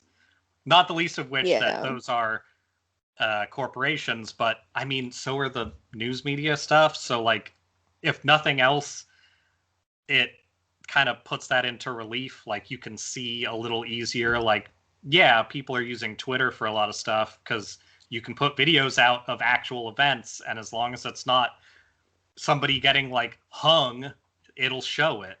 And media won't show shit on TV, so what are you going to do? But, like, we can't trust any of those places implicitly, and that's sort of where the frustration, I think, sits. Right. I mean, yeah. It's frustrating that the most accessible parts of the internet are also probably by that very nature, the most easy to find, like, horrible, misleading, terrible news. Like Facebook, for example. Facebook, I think the biggest example of that is, like, that's how pandemic spread. Yeah. Like, that's exactly the kind of shit that Facebook does, is allow a pulpit for this, like, crazy bullshit that people latch onto because they just don't want to believe anything else. Yeah, pretty much. So I watched some horrible Christmas movies while I was having insomnia, and I thought that Christmas Catch was a bad movie. Go back like 2 episodes, listen to Christmas Catch. It was like an hour and a half long Walker, Texas Ranger episode that Walker never showed up in. It was fucking terrible. This week, I saw... Fuck, what are these movies called? I saw Christmas Crush. I saw Christmas Perfection. I saw Married by Christmas. Trying to remember what those are even fucking about. Are they all blurring together? I mean, I can imagine what each one is now, but it'll take a minute. One other political thing, they paused student loans for 1 month. Yay! Hooray! Hooray! God. Oh, actually, oh, never mind. No. Huh? I thought I remembered something, but I can't remember if this was true or not. So I'm not gonna say it yet. I'll save it. Okay. Have you watched anything? Because I want to know if that's happened over there. I have, and it actually kind of coincides now that I'm thinking about it with one of my topics. I, as you know, have been watching some more like scary movies to find scary stuff to find my niche or whatever. So I watched Haunting of Hill House and finished that. The first main series? Yeah, the Cool. first one. And it was really good, and I liked it. Yeah. It's like what I wish, I don't know. American Horror Story was great for being 16, and it was exactly what I wanted when I was 16. Yep. Yeah, exactly. This is like American Horror Story for adults, I feel like. I really liked it, and I liked the girl who played Nell. She's in a couple of other things. I've seen her in. Which sister is that? I watched it when it came out. She's the youngest one. Yeah, she does a really good job. Mm-hmm. That show does some of the best, like, information withholding of any of those shows, where it's like it's not as cliffhangery. It's still like an episode, but the episode following each episode feels like it opens up a completely new idea that you didn't even consider in the one before it. Mm-hmm. Yeah, and I like that it kind of starts. I don't know. It feels like it kind of starts with the conclusion, sort of like you already go into it knowing, okay, like the house is haunted. That's the thing, but it like each episode kind of explains each individual child's experience with the house and like their trauma around it and how that's kind of led into their adulthood, which some of the stories were more interesting than others. Like I Yeah, think my definitely. favorite character was Luke, who's That's the younger brother, right? yeah, the youngest. He was the one. The child actor had like big glasses, and it was Right. really cute. And that was heartbreaking for that Luke to be. just gets fucked over. Like Yeah. his story is pretty like, oh yeah, you got blasted, kid. just you got no breaks in life at all. That was, yeah, that was really sad. And he grows up to be like addicted to, I think, heroin or something. Um, but yeah, I really enjoyed that. But I think um, so one of my topics was going to be I don't remember what I said. It was something about clones, Yeah. scary clone dreams. So the last couple of weeks, and I actually mostly attribute this to the fact that my room is just haunted. I think Hmm. everyone, I've mentioned this lots of times, but I've seen things sticking in through the ceiling that shouldn't be there. It's definitely definitely haunted. not. Yeah, for those who don't know, a tree fell on my house like last winter, I think, and a branch fell through my room. It's not here anymore, but um, I have been having, I've had two dreams that were particularly just weird Hmm. in the last like 4-ish days or something. Where if in my dream, am like it begins with me waking up in my bed in my room, like as if I'm waking up for real. And I Right. just right off the bat, I don't really have dreams like that. Most of my dreams are like I can obviously tell that's a dream, I wish there but was a shadow box to like. I wish that more than that. I wish I could write down the dream that I had uh, around like 15 or 16 and mail it to you before you told me this because I'm getting a feeling about it and I want to see if it's true. But okay, yeah, you tell me how similar this is or not. Um, so yeah, it's these dreams have started with me just waking up in my bed, but I wake up and there is someone in my bed, and I get up and I realize that it's me. mhm. And I like this, well, it's like it's me, but it's not. Like the my most recent dream that I had last night, I thought it was me, and I was talking to this person, and it's not really scary. It's just kind of about innocuous, I don't know, like the fact that it's me or something similar to me doesn't really come up for some reason. Right. But we just kind of like wander around my room and talk and or like do laundry, I don't know, whatever. But in the most recent Nice. one, Efficient. yeah, I woke up and was like talking to her, but then I realized it wasn't me, and Hmm. it was somebody. I think her name was Jenny in my dream. I have a friend named Jenny, but this wasn't hers, somebody Okay. else. But she looked a lot like me. Um, and well, I don't know. I feel like the more I talk about this dream, the more I'm like forgetting the details about it. That was probably just the the big thing is that I've had two dreams in which I wake up next to in my room, a very like realistic, as if I'm waking up in the morning to like a clone of me or something. It's very weird. I've never had Huh. dreams like that before.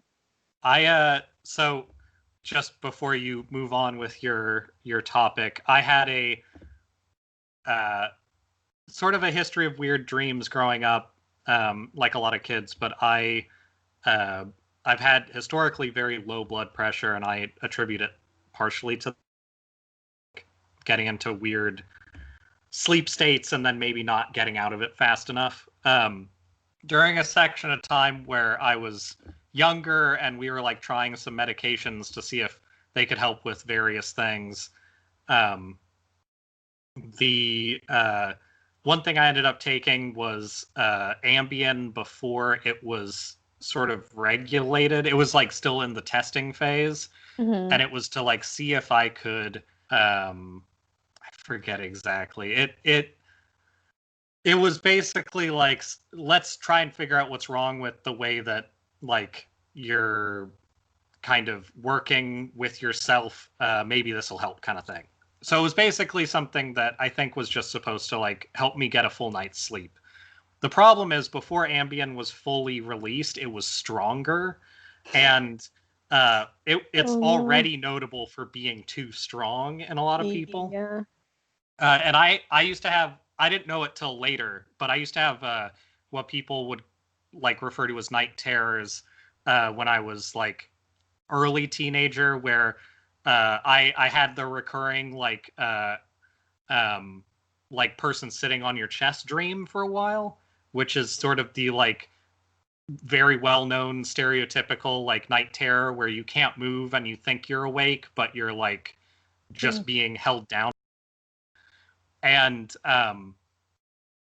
then that didn't really taper off that much, but like that wasn't as big a deal to me after it had been happening. I had a dream when I was taking Ambien though, and I also it was around the same time that I got a very early in life kidney stone, which one of my many fun adventures as a kid. But I had a dream where I got up and like went to. So I had a room at the end of a hallway. Our house was basically like two hallways, and in the middle was a bathroom, and like my parents' room was next to it. And I, this was, I think, all a dream, but I also had an issue where with the Ambien, I saw some weird shit while I was definitely like in the bathroom actually. So like it was like a weird sort of hallucination-y kind of thing. Hmm. I forget the terms. Hallucination might not be the right term, but I saw something that wasn't there, uh, even if it was something that I was able to process properly. So I got out of bed in the dream, went to the bathroom, and kept feeling like there was something like watching me. And then I like in the dream, I think I sat down in the hallway and was trying to like figure out why I felt weird, and looked back at my room with the door cracked, and there was another me laying on the floor looking at me from there, like as though I had been like dealing with like sort of a similar situation. Uh, Yeah. I remember something in that show, not specifically, but I remember being upset in that, or maybe it was like Woman in Black. I couldn't remember at the time, feeling like it had snaked my dream idea and like making that scene similarly, like on a staircase or something. But I do remember recently having like a horror show kind of ape that idea, like obviously not steal it, but it was still one of those things. It was just like when you do a lot of art and a lot of like creative work, it's pretty common to like see ideas you've had that you thought were very unique just show up in places. Right. I've had a couple of those this year with like watching more media, and it's always frustrating, but that was one of the ones that was like, of course there's clone dreams and shit, but that's one that I was surprised to see show up somewhere. Like it's an Mm. interesting idea, so it's not surprising, but that was Yeah. an impactful dream at the time. So I kind of get why you would remember them now if you're having them. Yeah. They're just, I don't know. I can't really name it, but they just feel very, very different from any other dreams that I've had. Like I don't think I've ever had a dream in which I've like I don't even think I've ever had dreams where I can like see a person's face. I think it's Huh, just kind of like a vague knowing I know who this person is. I just can't remember like the physical details of a face, but I do remember in this dream like getting up and looking at these people's faces and being and saying that it was either me or someone who looks similar. But interesting. yeah, they're very, very realistic, and I think uh it reminds me of some of the scenes in Hill House where there is kind of like going from that their consciousness to like the ghost consciousness or alternate whatever. And so that my brain might have stolen that a little bit, but the dreams weren't scary. It was very odd, but yeah. And I don't my sleep schedule's been weird. Like I've been going to bed very, very late and having like issues and anxieties like going to sleep, but it's not, I don't know, not something I haven't dealt with before. So I don't know. Weird. I will say though, I imagine because you're a laptop person that you probably have the laptop as like or your phone as like a thing that you use when you're like later at night. Yeah. Not the usual thing. I realize that like that kind of light can fuck with you, but the main thing as a person who also has lived with anxiety, there is a certain tipping point in staying up late, whether it's willingly or not, where anxiety tends to hit like a peak. My initial experience with a panic attack was like, I want to say it was like 5 or 6 in the morning after I had like left college, like right after, and I had been like, there is a very specific feeling of like concentrating on something and then realizing that it's a different atmosphere outside of you that is very easy to trigger panic attacks for some people if you're already close. So just as a preemptive warning to you and or everybody, when we're stuck at home and like having to rely on a lot of like digital comfort shit, just beware that like panic attacks happen, and the only way to really deal with it properly is to like know that it is something that happens. Yeah. But yeah, no, panic attacks suck. So my hope is that people don't have to deal with that shit. Yeah, hopefully not. I've mostly just been like uber depressed the last couple of weeks, so I've been a pretty like heavy sleeper, sleeping a lot, staying up really late. Impossible. I know, so weird, but yeah, I think it might have something to do with that. Although those are really the only dreams that I can remember recently. Yeah. Most everything else has been pretty forgettable. But I'm going to continue my scary movie voyage and see if it affects my dreams again. Or if it's just my room. I think my room is also haunted, so I think that might be it. Yeah, it makes I think all family kids' rooms are haunted. Like that's just sort of an aspect of a family house. Is the longer you're in a house, the more haunted it's likely to be. Yeah. I think if I were to try and spend any amount of time in any of the rooms that I stayed in growing up, I would be unpleased, to say the least. It's an interesting experience. Also, I wouldn't have my glow-in-the-dark eyes Puma poster that I would put at the end of my bed in places I lived, so it would be much harder to stay in those places. That's a cool poster idea. I've been considering getting some of those like glow-in-the-dark stars and putting them on my ceiling. I think I should do that. Yeah, some of those like low light accents can be nice for feeling a little more, I don't know, like you have something going on. And a little less haunted by your high school self. It's harder to haunt glow-in-the-dark shit, I feel like. Yeah, I'd agree. Except scorpions, but we don't have to worry about those here, I hope. Nope. Not yet. Not yet. It's getting hotter. Every year we're closer and closer to scorpion future. Yay. We should probably start investing in scorpions. Mm.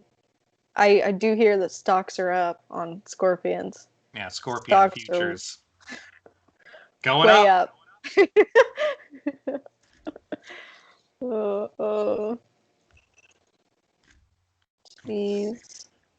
So, Louise. any more thoughts on specifically the Haunting of Hill House? Any favorite ghosts? Any events that you thought were particularly well done? I really liked the like flapper ghost, the flapper girl ghost, who was uh I think it's kind of late in the season when they start actually explaining what happened to the mom. But uh the mom starts to like see and converse with ghosts or see them in her dreams or whatever. Right. And this like 20s flapper girl in her like purple dress and like feather and everything. I really like the costuming. Um, it starts talking to her about how like being alive is actually sleeping and she needs to wake him up, and would you wake him up? And she gives that ghost Right. delivers like a really long speech in a very pleasing like transatlantic. I can't even do it. I'm not gonna try. Transatlantic. That is hard to say. Accent that I enjoy. Um, she did a really good job. Mm, who else? I felt like the guy who played the dad was probably the most boring. Yeah, Um, I and agree. I don't understand a lot. I mean, the same with every movie and TV and everything ever. It's the whole entire plot is that someone just doesn't want to communicate with someone Yep. else.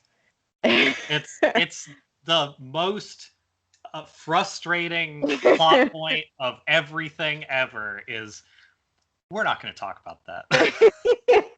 Just like Why? if you sat down and had like a 5 minute conversation, and it wouldn't even be hard. Like I don't even get what the dad is trying to accomplish at all with any of it, because like clearly every kid individually knows that the house is fucked up and it's haunted. Like even if like the oldest guy doesn't want to believe it or whatever, he knows it. Right. And they all know that something weird happened to mom. Um, there is one, I think, in one scene in close to the end where the dad and the oldest guy are in the car together, and the oldest son is like mad at the dad for not telling them what happened to the mom, and then he starts to recite things from the coroner's report and is saying, "Oh yeah, like the back of her head was bashed in. How'd that happen, Dad? And she had like contusions. How that?" And he starts insinuating that his dad killed his mom, which is not like something that he's ever brought up before. And Right. he like, why would, if you actually think that your dad killed your mom, would you not be acting like totally different this entire time? You would be more angry, I would think. I don't know. That just felt kind Yeah. of weird, but. Yeah, there's definitely some like implications spun throughout that show that were like these shouldn't have just stayed implications. It seems like they would have been Yeah. acted upon at some If point. yeah, like if you actually think that your dad killed your mom, then you would have done something about it, I would hope. But he, I don't know, he clearly must not actually think that, is maybe just trying to say that to like get a rise out of the dad. Yeah. But I don't know. I really like the character Theo, who she has to wear the gloves because she has Right. like the touch sensitivity. I loved that character. Yeah, She she was was really really cool. interesting. Like she had some of the more interesting social dynamics, and like her story was interesting. Hmm. I Yeah. feel like a lot of the story sort of centered around an idea of like even though not talking about issues is sort of like something I don't like in shows. I think that the parts where it focused on the reasons why certain people don't talk about stuff were good. Hmm. Like typically speaking, the like well, we aren't going to try and make the mom look like she's crazy, so we have to kind of ignore this shit. Like, I feel like the whole idea behind the show is that if you ignore stuff, you're going to have to talk about it eventually. And that's sort of Yeah. like, it's a good premise, and they didn't misstep very often, but like with the dad scene and stuff, you kind of, when they do have some weaker writing, you can tell. Yeah, I feel like probably, in my opinion, I'd say that the weakest writing might be with the dad. I just think they could have come up with some more compelling reasoning for Yeah. him to not, because not only did he not talk to them about the mom, he just like it just seemed like he didn't talk to the kids, period. Yeah. Um, and Nell like wrote him a letter once a month or something, but I think you're right that that is kind of what they're trying to examine is just like how people deal with trauma or don't, um, and how talking about it or not talking about it affects you long term. Mm-hmm. And everyone in the series is um, just deals with it a little differently. I think the other probably weakest character for me is sorry for the barking. It's very rhythmic, at least. Uh, I think the other weakest character for me is I can't even remember her name, Twilight Lady. Um, Oh, she, right. She's the oldest sister, right? yeah, I they gave her some really interesting person. I don't like the whole she found a dead kitten story and uh then ends up going into like embalming and funeral stuff is very interesting, and I kind of wish they would have I don't know, spent more Yeah. time with that, because that feels like a very oldest child thing to do. Just speaking for myself to like um maybe she feels like by being a funeral director, or I forget what the actual name is, coroner, whatever she does, embalmer, Yeah. I don't remember her title, but yeah. um by like facing the most like grisly, disgusting parts of death and scary things, I think she feels like she's dealing with it. Mm-hmm. um but then they make her only like character uh plot point, I guess, is that she just had an affair one time and she's been lying to Yeah. herself that she's perfect. Like that, I didn't even catch that until they're showing it. I just didn't understand that that was coming at all. It There felt kind were of afterthoughty.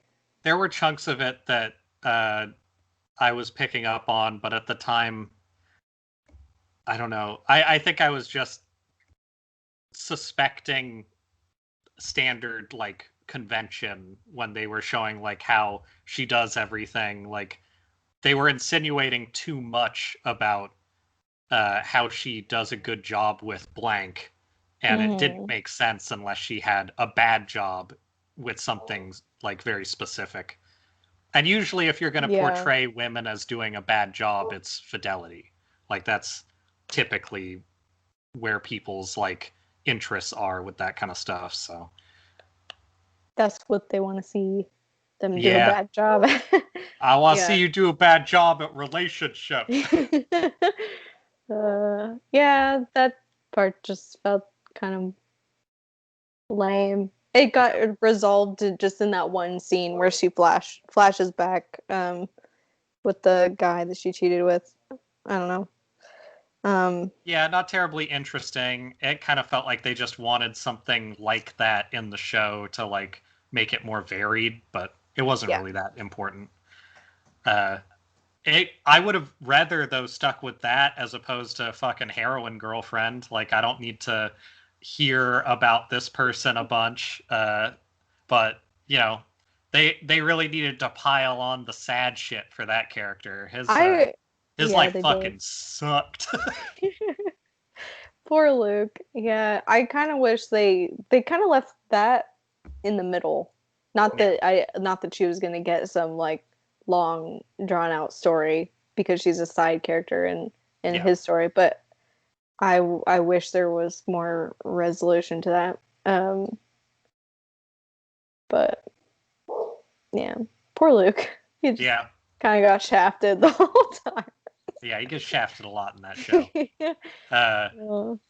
But I like it. I think it's one of the better like uses of horror motifs and stuff in recent years. Like they do a good job of making even the most ridiculous haunting stuff seem pretty good. Like and like it's spooky without being like jump scare heavy, which I also think is important for good horror. Yeah, I think a lot of the more scary moments play around just the like the emotions in a moment of the people kind of facing who they really are or were, I guess. Yeah, it honestly it feels a little more Hereditary-esque. Like that style of horror is more like focused on people and less focused on how spooky the ghost is. Yeah, which I like. That's next on my list, Hereditary. Yeah, I'm excited to talk about that because that one's pretty wild. Yeah. Also, I've heard good things. It's pretty funny. As long as you're not like, I don't know, you're not one of those people who gets real serious when they're watching horror. Like, that is one of the funniest horror movies for certain parts of it. I've seen a lot of Hereditary memes, and I'm excited to get them because they look like they're funny, but I can't tell. No, okay. Last thought about Hill House because I thought this was interesting. They show like the full spectrum of how people deal with it. I just realized this from the youngest to the oldest. The youngest being Nell, who is really the most open to talking about it and working through it, and she's so far into it that it ultimately like consumes her because she can't really think about or get through it, and which is like not really her fault because she has these horrible sleep paralysis episodes, which actually that was genuinely scary to me. That's horrible. And then I want to call him Paul, but I'm pretty sure that wasn't his name. He just seems like a Paul, oldest man, Paul, oldest boy. Just doesn't deal with it, and his life just kind of suffers anyway because he keeps secrets and doesn't talk through things with his wife. That guy was shitty. He married his wife and then didn't tell her that he got a vasectomy right after college. Can't figure out why it's not working out. Yeah, the scene where they're sitting in like an IVF clinic and he's just going along with it. I was like, that's so mean. That's real mean. Anyway, good show. Highly recommend. Yeah, I'm still partway through the second season. My intention is to finish it, but I think the season is just tougher for it because I'm trying to like watch these horrible like American propaganda garbage movies, and by the time I'm done with those, I'm so like I can't watch anything else right now. Like, can't focus on something good after I've seen people debase themselves that much. So Christmas Catch was not amazing. It wasn't the worst. What's the list? God, I can't even remember it. So Christmas Catch was the one from the other week. Christmas Crush, Christmas Perfection, and Married by Christmas were this time. Why do they all have to say Christmas in the title? I just wrote it with Christmas and modifiers. It's like, what the fuck? Why should I write all these down? Christmas Perfection was a movie that I could say is watchable. It still has some things in it that are like We have some high criteria here in this Right, exactly. podcast. You could watch Christmas Perfection. It has like an antagonistic fairy grandmother kind of character who runs a Christmas miniatures shop. And so Cool. all of my interests are like Halloweenish and like horror movie-ish at their base. Like that is where I like things the most. So the fact that she had like pre-carved little figures of the people in the movie, I liked a lot because it was like, oh, this is some weird like plot that she has already, and it just works out to be a Christmas movie. Um, the basis of Christmas Perfection is there's a daughter who has the amount of fake accents in this movie is like it's rough. And it's all Irish. It's all like people doing the like Bigor like the Irish just sets in. And so she has an Irish and I think actually Irish actress mother. And I like her character. She's just very like Irish mother character. And then she has like a dad who I think might actually be an Irish guy, but is doing an American accent. I really can't tell. And she has people over for Christmas, and it's her parents, her best friend, who is the like obvious love interest, but like it's a Christmas movie. Who gives a fuck? And then like her best friend, who's female, is there too. And then she works as a artist because half of all of the people in these fucking movies are artists, and they're always like pretty unrealistic artists. She works at like a design think tank for a corporate thing. I guess it's like the setup is basically what they have when I visited like White Wolf or whatever, like the figurine company, and they have like people set up with like basically a drafting table looking thing, but like a computer monitor, so they can do their like 3D sculpting to run these like miniatures and stuff through their machines. And it's interesting, but she's doing like a watercolor drawing of Christmas, and that's like her big design job. And the guy who's the crush comes by, and when he first shows up, he's just like normal dude, sort of like notable face, like slightly angular, I guess. Like that's the level of like, are they even interesting? Everybody's a fucking Ken doll in these movies anyway. And he comes up and he's like, oh, that looks good. It could use more lines. And she's like, I was just thinking it could use more lines. What? It's a very like how romantic. I worked an hour on the shading of the upper lip kind of moment. And maybe too good a like not being overt acting. The storyline is garbage, but she works with her female best friend, and the female best friend kind of comments on like, oh, you're getting some attention. By the end of this movie, because they barely interact with a lot of the characters, it's clearly you're supposed to take her reaction to him, like them kind of flirting, kind of, to be the best friend being slightly jealous, but that doesn't come out at all. So then at the very end of the movie, that guy shows up at the like a later holiday party. I think it's the actual Christmas party. The first one's like a Thanksgiving party, maybe. And they're doing like a setup date kind of thing for him and the best friend. It's like, oh, that's the point they were trying to make? Because that wasn't clear.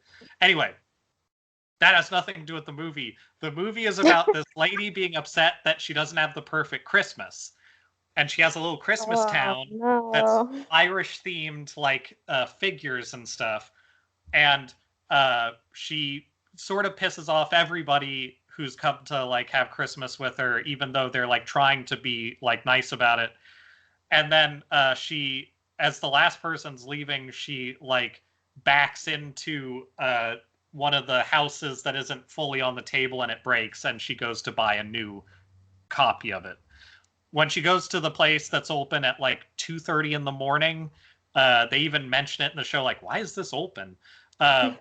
She buys that from the like fairy godmother character, but then she's like, and would you like a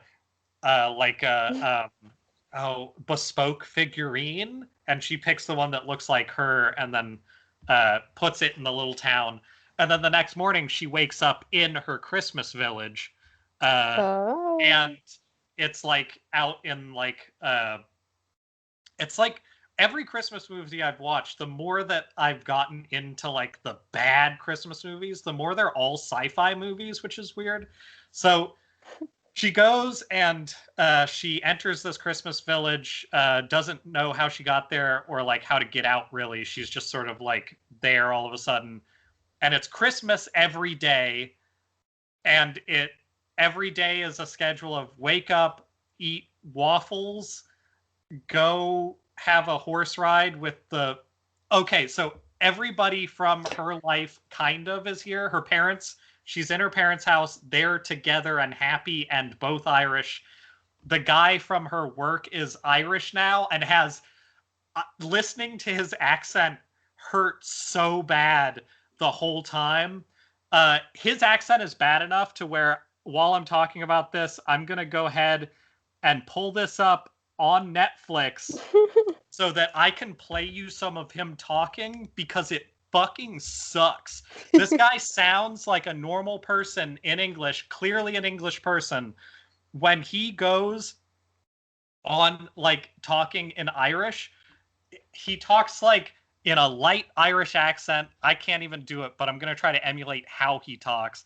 And he talks like, oh, we're going to go on our carriage ride. Every single word he says is like he's like been hit in the head recently, and he can't talk faster than like very, very like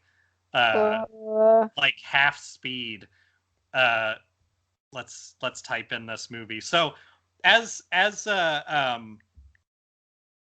it's like the most predictable movie ever. So also, this is totally the plot of Coraline. Like, this is exactly Coraline. Yeah, it's a Coraline movie, but like completely defanged, and like while the way that it works out is essentially the same, except it's now I have a boyfriend and my family is my family and I accept that. Coraline doesn't have a fucking boyfriend, because that's... why would...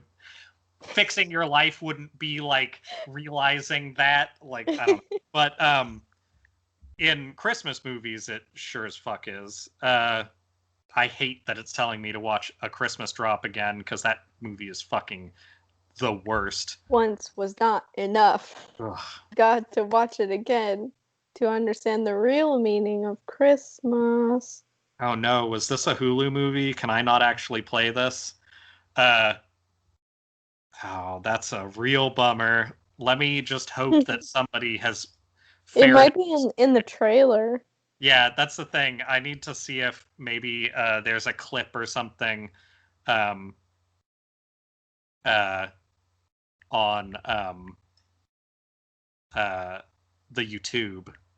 So as you would expect, the guy friend, who is like... the reason why I say this movie's like watchable is, one, it's actually like entertaining in the way that a TV show would be entertaining. Not a movie necessarily, but a TV show that's a little longer. And the relationship between the main character and the boyfriend and the parents even is actually like much more of an actual believable set of people than most of these movies.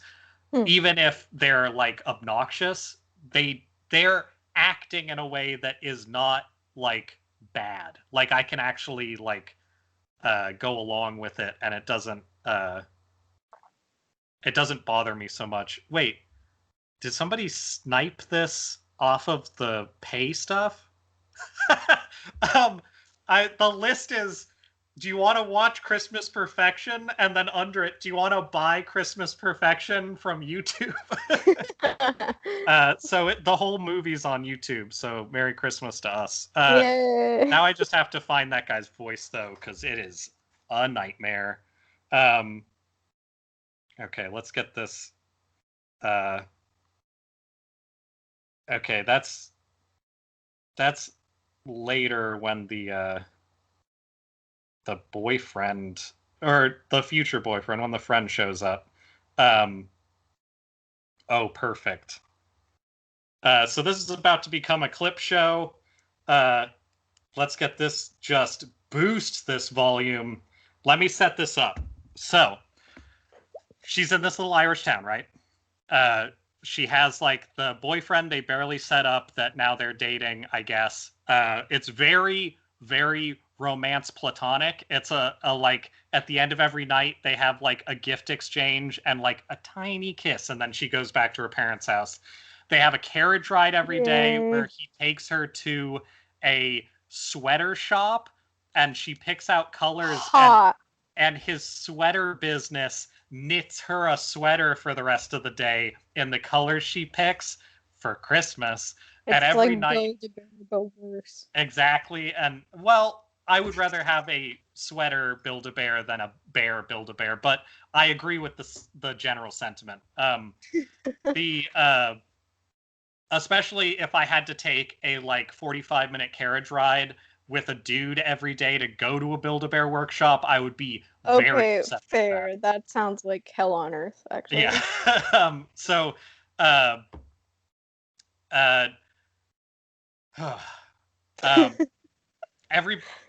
the mistake they made is making everybody Irish. Like, it comes off as like this weird fucking like Irish Christmas is not something that I think of as like anything. And for some reason that's what they focus on in this movie, and like maybe it's because one of the best actresses in the movie is the mom who appears to actually be Irish. Maybe it was just like, oh no, why would we do that? Like, I don't know. But they were just like, she's the best one, so everybody else do that. But yeah, so I'm not going to give an example of the guy's speaking voice in English because one, I don't want to like just show a bunch of fucking clips of stuff, but also I'm going to be holding a tablet up to my camera, so it's not going to be good. But in addition to that, it's just weird. Let's watch this. This is the exciting first time this happens, because this does like continually sort of Groundhog Day itself, since that's like every day in the Christmas town. Yeah. The main character is fine. The guy in this movie who's like the best friend / love interest is fine, but this dude doing this accent is fucking terrible. So let's try and get this as reflection proof as possible. We're just gonna get a bad look I see at this. Sheep. Okay. We can put you in it, or we can put the fire in it. Let's do the fire. Okay. All right. This is starting from their carriage ride to go make a sweater. Oh boy. It always snows in our carriage ride. Oh no.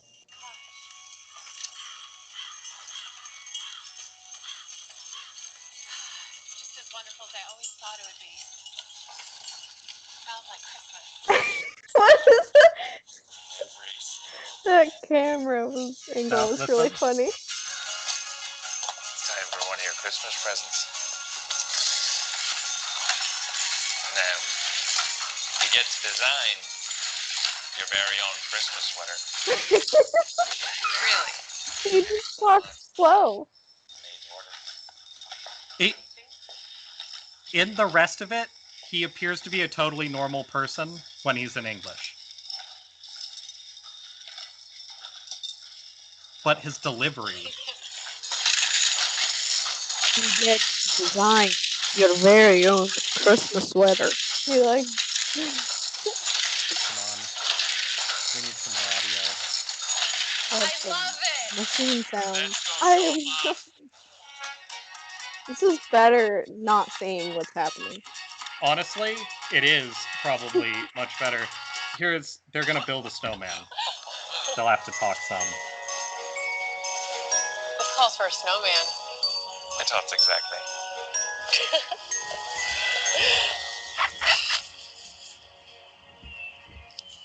Is that them This kissing? is the best snowman I have ever There's them made. putting a carrot on the snowman. I thought it was really horrible kissing Foley. You get me. I know. God. It's snowing. On the hour. I hate the sounds. On the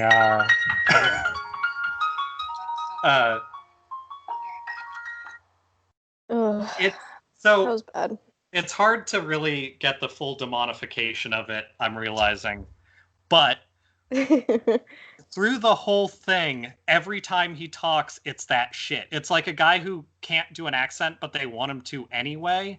So he's just doing like, you know how much I like it. Like, it's just this like, I can't. Like, it's, if they were to do that in a local play, people would be upset. It's that bad, and it is noticeable every time he talks, because he's also, every time he talks, he has the same face, which is just like completely blank.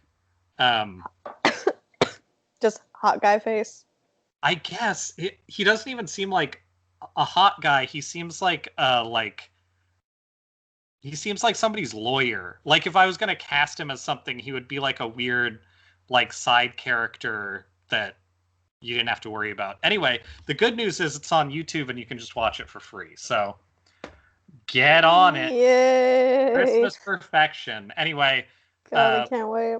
a friend goes to the same place to buy something for her Christmas village, and then he gets stuck in it too.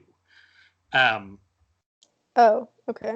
Because he has a key to her place and she's like missing. So he goes to look around and sets his like thing that he bought her in the village while he's like looking around.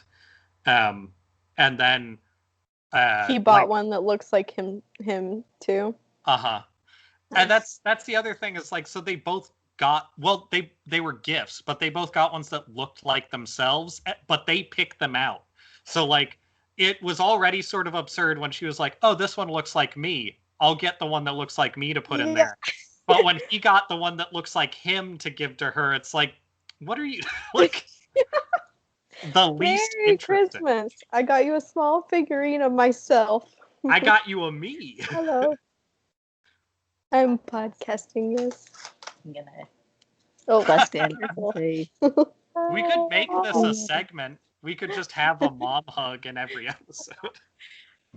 Jesse says we should have a mom hug in every episode. It's our segment. The mom hug segment. Oh, we could also have a dog hug segment. Yeah, we have a mom segment. A minute with mom. That would actually be very fun. That's eventually if we do go full mukbang, we'll just have like a mom segment that is food as well. Yeah, that would be very good. It would make a good Christmas movie. So I know what Married by Christmas is for sure.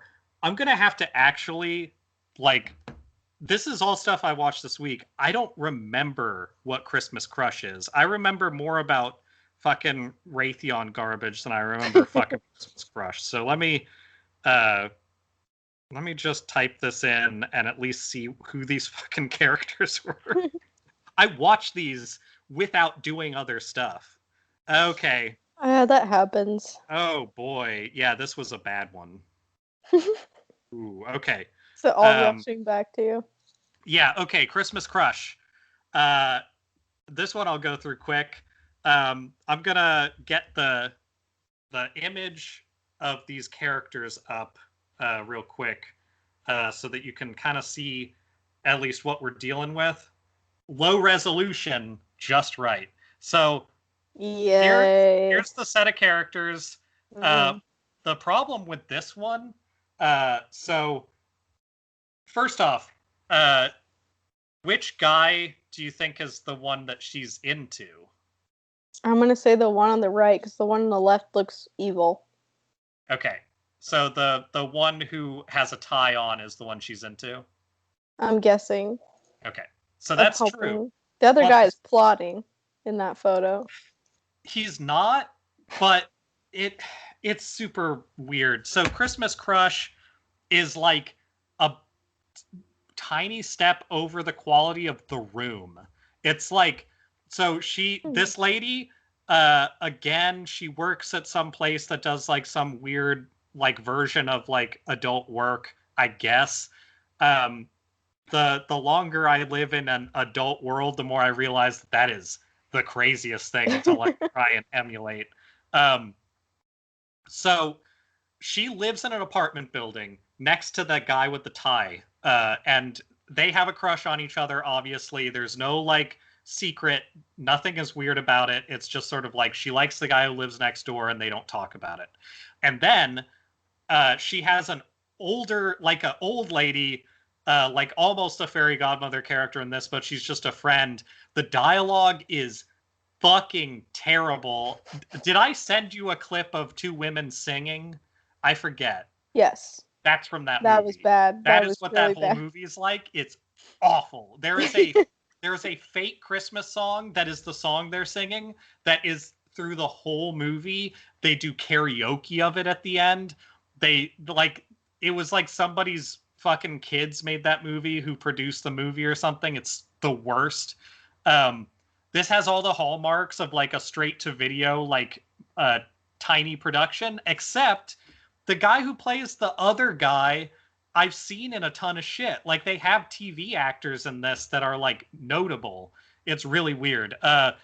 Anyway, she's with that lady and they're talking about how much they like Christmas and like, I don't know, it's all bad. It's all terribly acted. And she wishes on a star that her neighbor and she could like have a relationship, or that like he was actually in love with her or something like that. And they see a star go by and the old lady's like, well, now it'll come true for sure. And then it turns out that her old acquaintance from high school moves in on the other side of the hallway or something, and he falls in love with her. But then the part that makes this movie so weird is that the storyline is fucked. Like, he falls in love with her and he's just like it's a Nickelodeon show or something. Like, she tries to like blow her hair out really bad to like get him to stop following her, and then he does it to his hair. It's like that level of like dumb storyline shit. And there is no like, you could believe this is legit. It's always him like he's under a spell, just like, hey, like following her around. And then like halfway through you learn that he had a fiance already and he like kicked her out or something. Like he just started going after this other lady. So the end of the movie is them trying to get them back together, kind of. And it has the most like, I'm just not going to talk to you about this stuff from the guy in the tie too. Like, he sees her pop a balloon and he's just like, like, it's this weird, like, you could ask anything to anyone and it would just be okay. And even by the end, the whole like conflict of the movie ends up being like her and this lady sort of like tangentially plotting to wish on another star to undo it. And that never happens, but they do get the other couple back together. But it seemingly the spell was never broken, and they also like weirdly villainized this guy's fiance who is upset at the main character. And it's like, why would you not be upset at the main character? By every way that you've seen this go down, the fiance character is right. Like, and also her like she keeps showing up everywhere is that she's working like a bunch of odd jobs to pay for all the wedding stuff that got canceled. So she's like Oh my god. only a tragic character, yet they treat her like the villain for most of it. And that part's also just like crazy. Everybody should watch A Christmas Crush, though. It's terrible. It's terrible to the degree that's like I'm probably gonna make my friends watch it because I want them to feel that. Because I hate all my friends, I guess. And this one's on Netflix? Yes, this one's definitely, I'm pretty sure, on Netflix because I think it popped up on the list I was looking at. Okay. Christmas Perfection, YouTube. Christmas Crush, Netflix. I'm pretty certain, though I wouldn't doubt it's on the internet for free also. Married by Christmas was the... These are not all the things that I saw this week. This is the stuff that's worth mentioning, at least. Married by Christmas... Wait, there is one other I have to mention. Sorry, but it'll be quick. Married by Christmas is a movie about... I don't know exactly. So it's another one that's like all the villains are like weird comical like villain pastiche, but they are actually way worse than they like set up. So despite earlier conversations of like I don't think people should get inheritance or like get a leg up in our society, this movie is playing with like modern like ideas of that stuff to a degree, and I don't hate it for it. It's just sort of like the storyline is pretty ridiculous in the first place. So in the storyline, it's a mother and father who have two daughters. One of them works for the father's company that's like the family business from like the grandparents, and it's just a grocery store. Like it's just like a grocery store slash maybe like a food like distribution place. Like not an offensive place. It's not super corporate, and it seems like it's really just this lady and like a couple of employees. It's more similar to like where we worked, but for food. And then there's the other sister who like is the flighty art student-y kind of person who is either the hero or the villain in every one of these movies. And she comes to like a family gathering, and she's showing up with her boyfriend, and everybody knows that they're gonna like say they're gonna get married and stuff. Also, so where this movie gets really stupid is the boyfriend is like comically villainous in almost everything, and you keep waiting for him to like get his comeuppance or something, and he's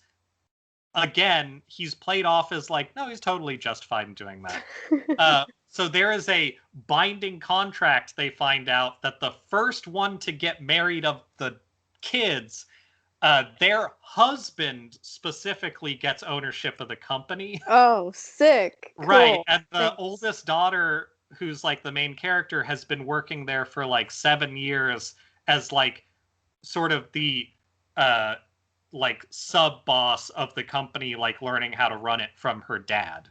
And the parents are just like, nothing we can do. But then the younger sister and her husband are like, I mean, let's not go against the wishes of this thing. And like he starts talking about like, oh yeah, we'll like make kombucha or something. Like it's this like in the actual world that this takes place in, if these were the decisions being made, they would be 100% the villains no matter what. Like they're basically just sort of like getting this thing gifted to them even though they've done nothing and they already have their own lives that are successful elsewhere. So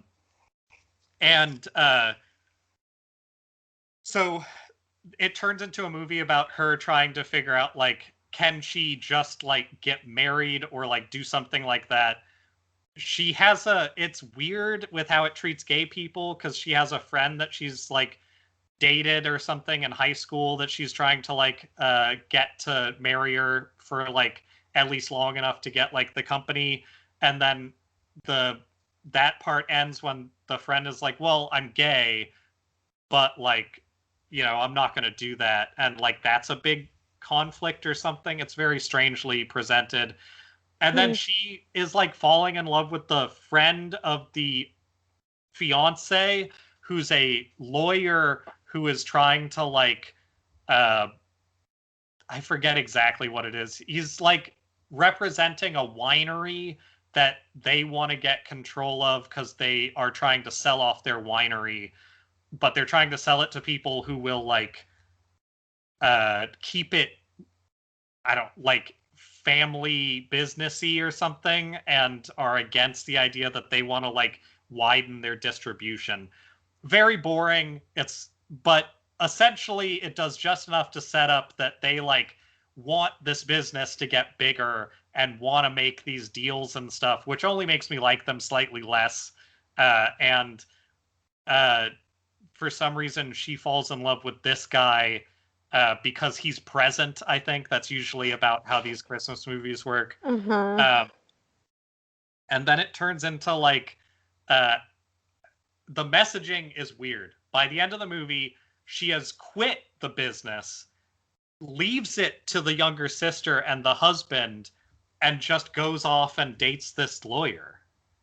Like, it starts off as this like, I'm not going to have people just take my success away from me. I've worked for this. Like, I have like, me and my like assistant are like a good team. We like run this business well, all the stuff.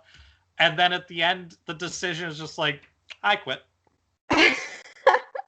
And it is played like she was being a huge asshole when she was mad at the brother and the sister, which also is like, not a fan of like large company politics. I don't think any of that stuff is like interesting or worthy of movies. I think that stuff is garbage.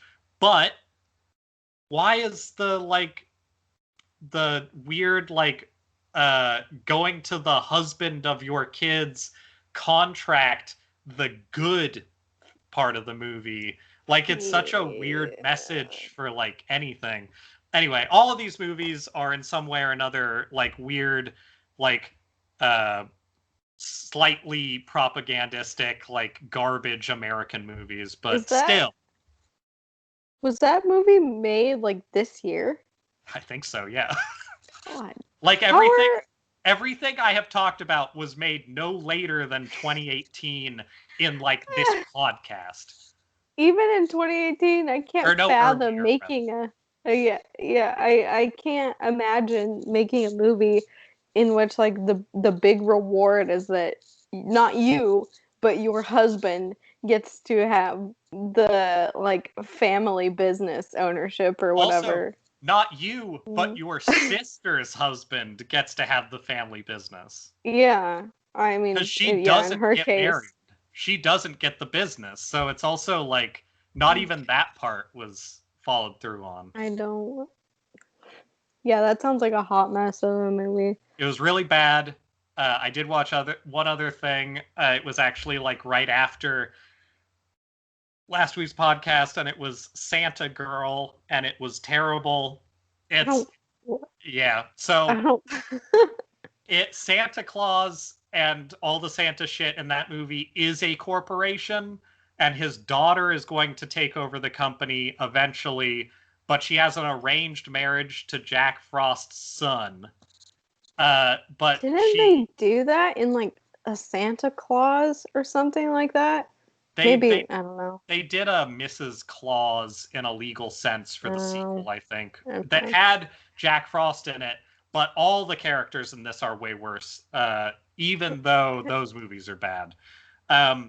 Jack Frost looks like a TV gangster from like a show that would be in the 50s, but when they do shots of him full body, he's like 4'9". It's very like, what the fuck? Because they keep showing him like he's imposing, and then they show him in a wide shot like once or twice towards the end, and like the Santa's daughter character is like taller than him. And it's just like, why is this guy the threatening figure in this movie? It's very weird. That movie is the most atrocious like relationship in college movie I've ever seen. She goes to college, for some reason. She wants to like live normally. All the elves are slaves. They talk about them as being like servants, but they're like just people. Her like elf slave comes with her to college to like keep an eye on her, and it's just a hyperactive Asian woman who like I don't. I want you to watch this movie specifically. I want you to have to I see want to watch Santa this Girl. movie. Yeah. Santa Girl. It's just horrible. The horrible name. Several things I don't like. The hero guy, like the love interest in this movie, has just enough features that I relate to, and he has a bad version of my haircut, and I hate it.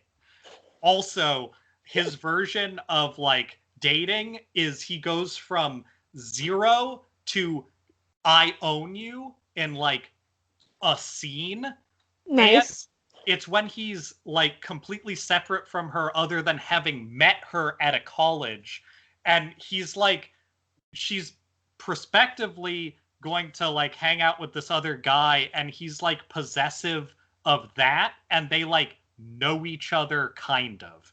It is so gross, and then by the end they're like getting married. It's really bad. It's like maybe the worst version of relationship anything I've seen for a while. But Christmas movies are good at that because the people who make them are monsters, I think. That one should be renamed to A Christmas Mistake. That would be great. Also, Barry Bostwick as Santa Claus. He has the smallest face in the biggest head that I've ever seen in a fucking movie. He looks like a aged version of modern day Haley Joel Osment with like the little tiny face floating in a big head. And him being Santa Claus is just the weirdest shit.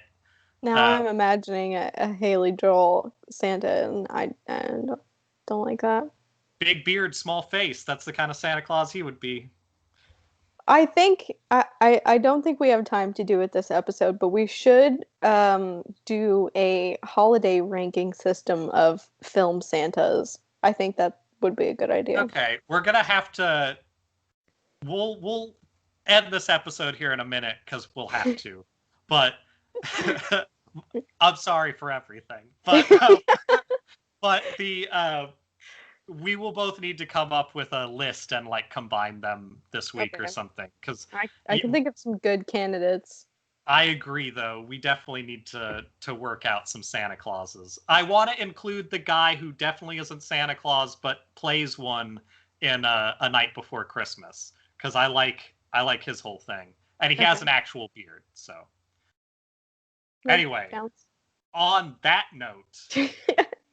Unless you have another topic to sneak in. Oh, I do have a topic. I think I can keep it short. Okay. I introduced it as career/gaming angst, but basically what it comes down to, I over the weekend played a League of Legends tournament. Clash tournament, I think is what it's called, with my friends, and we actually got second, and it was pretty good. It was a lot of fun. Nice. I got carried pretty much the whole time. I didn't. I am definitely the worst person on the team, but I'm like in a comfortable spot where I'm not aggressively bad anymore. Like I think I'm pretty neutral. I'm not like taking anyone down necessarily, but I'm not winning us games. So it's not a bad place to be. But I really enjoy it, and I've been playing a lot more like ranked games that I guess count. Like you get points for it and get ranked according against different people. I'm not in a high rank, but I've been playing more with my some of my friends, and I'm hoping to get better. I don't know why, but there's something very deeply competitive inside of me that wants to be really good at this stupid game. I mean, that's pretty exciting. I'm that way with fighting games. I fucking love that shit. So that's Yeah. exciting to have something like that going. Yeah, I don't think they do these kinds of tournaments and things super often, and it was kind of really, really hard actually to get everyone together to do it, so I don't know if it'll happen again, but it was really fun. I might actually like seek it out a little bit more, see if I can do it again with other people at all. But I actually met someone, a friend's boyfriend recently who is a streamer, and he was telling me about streaming and what he does, and I've been considering maybe getting my own setup going. I don't know really what I would stream at this point other than like League of Legends and Well, like this maybe. if you would like help with streaming ideas, I know exactly one giant nerd that has time to help with some of those. Yeah. I could also give you access to a Steam library that maybe has several hundred things on it. I would probably take you up on that. And yeah, I'm thinking about investing some actual time into that. I think that would be fun, worth exploring. I'm finding less and less gratification in jobs and my job, just because I I don't care about garnering money in my bank account, I can't imagine what just that's like. I have no desire to like be a, I don't know, CEO or like anything important like that. I not does not interest me. And I am finding more and more enjoyment in like spending time with people, playing games and watching dumb shit and just having Doing fun. human activities are Yeah, sort of weird the point. concept. Yeah.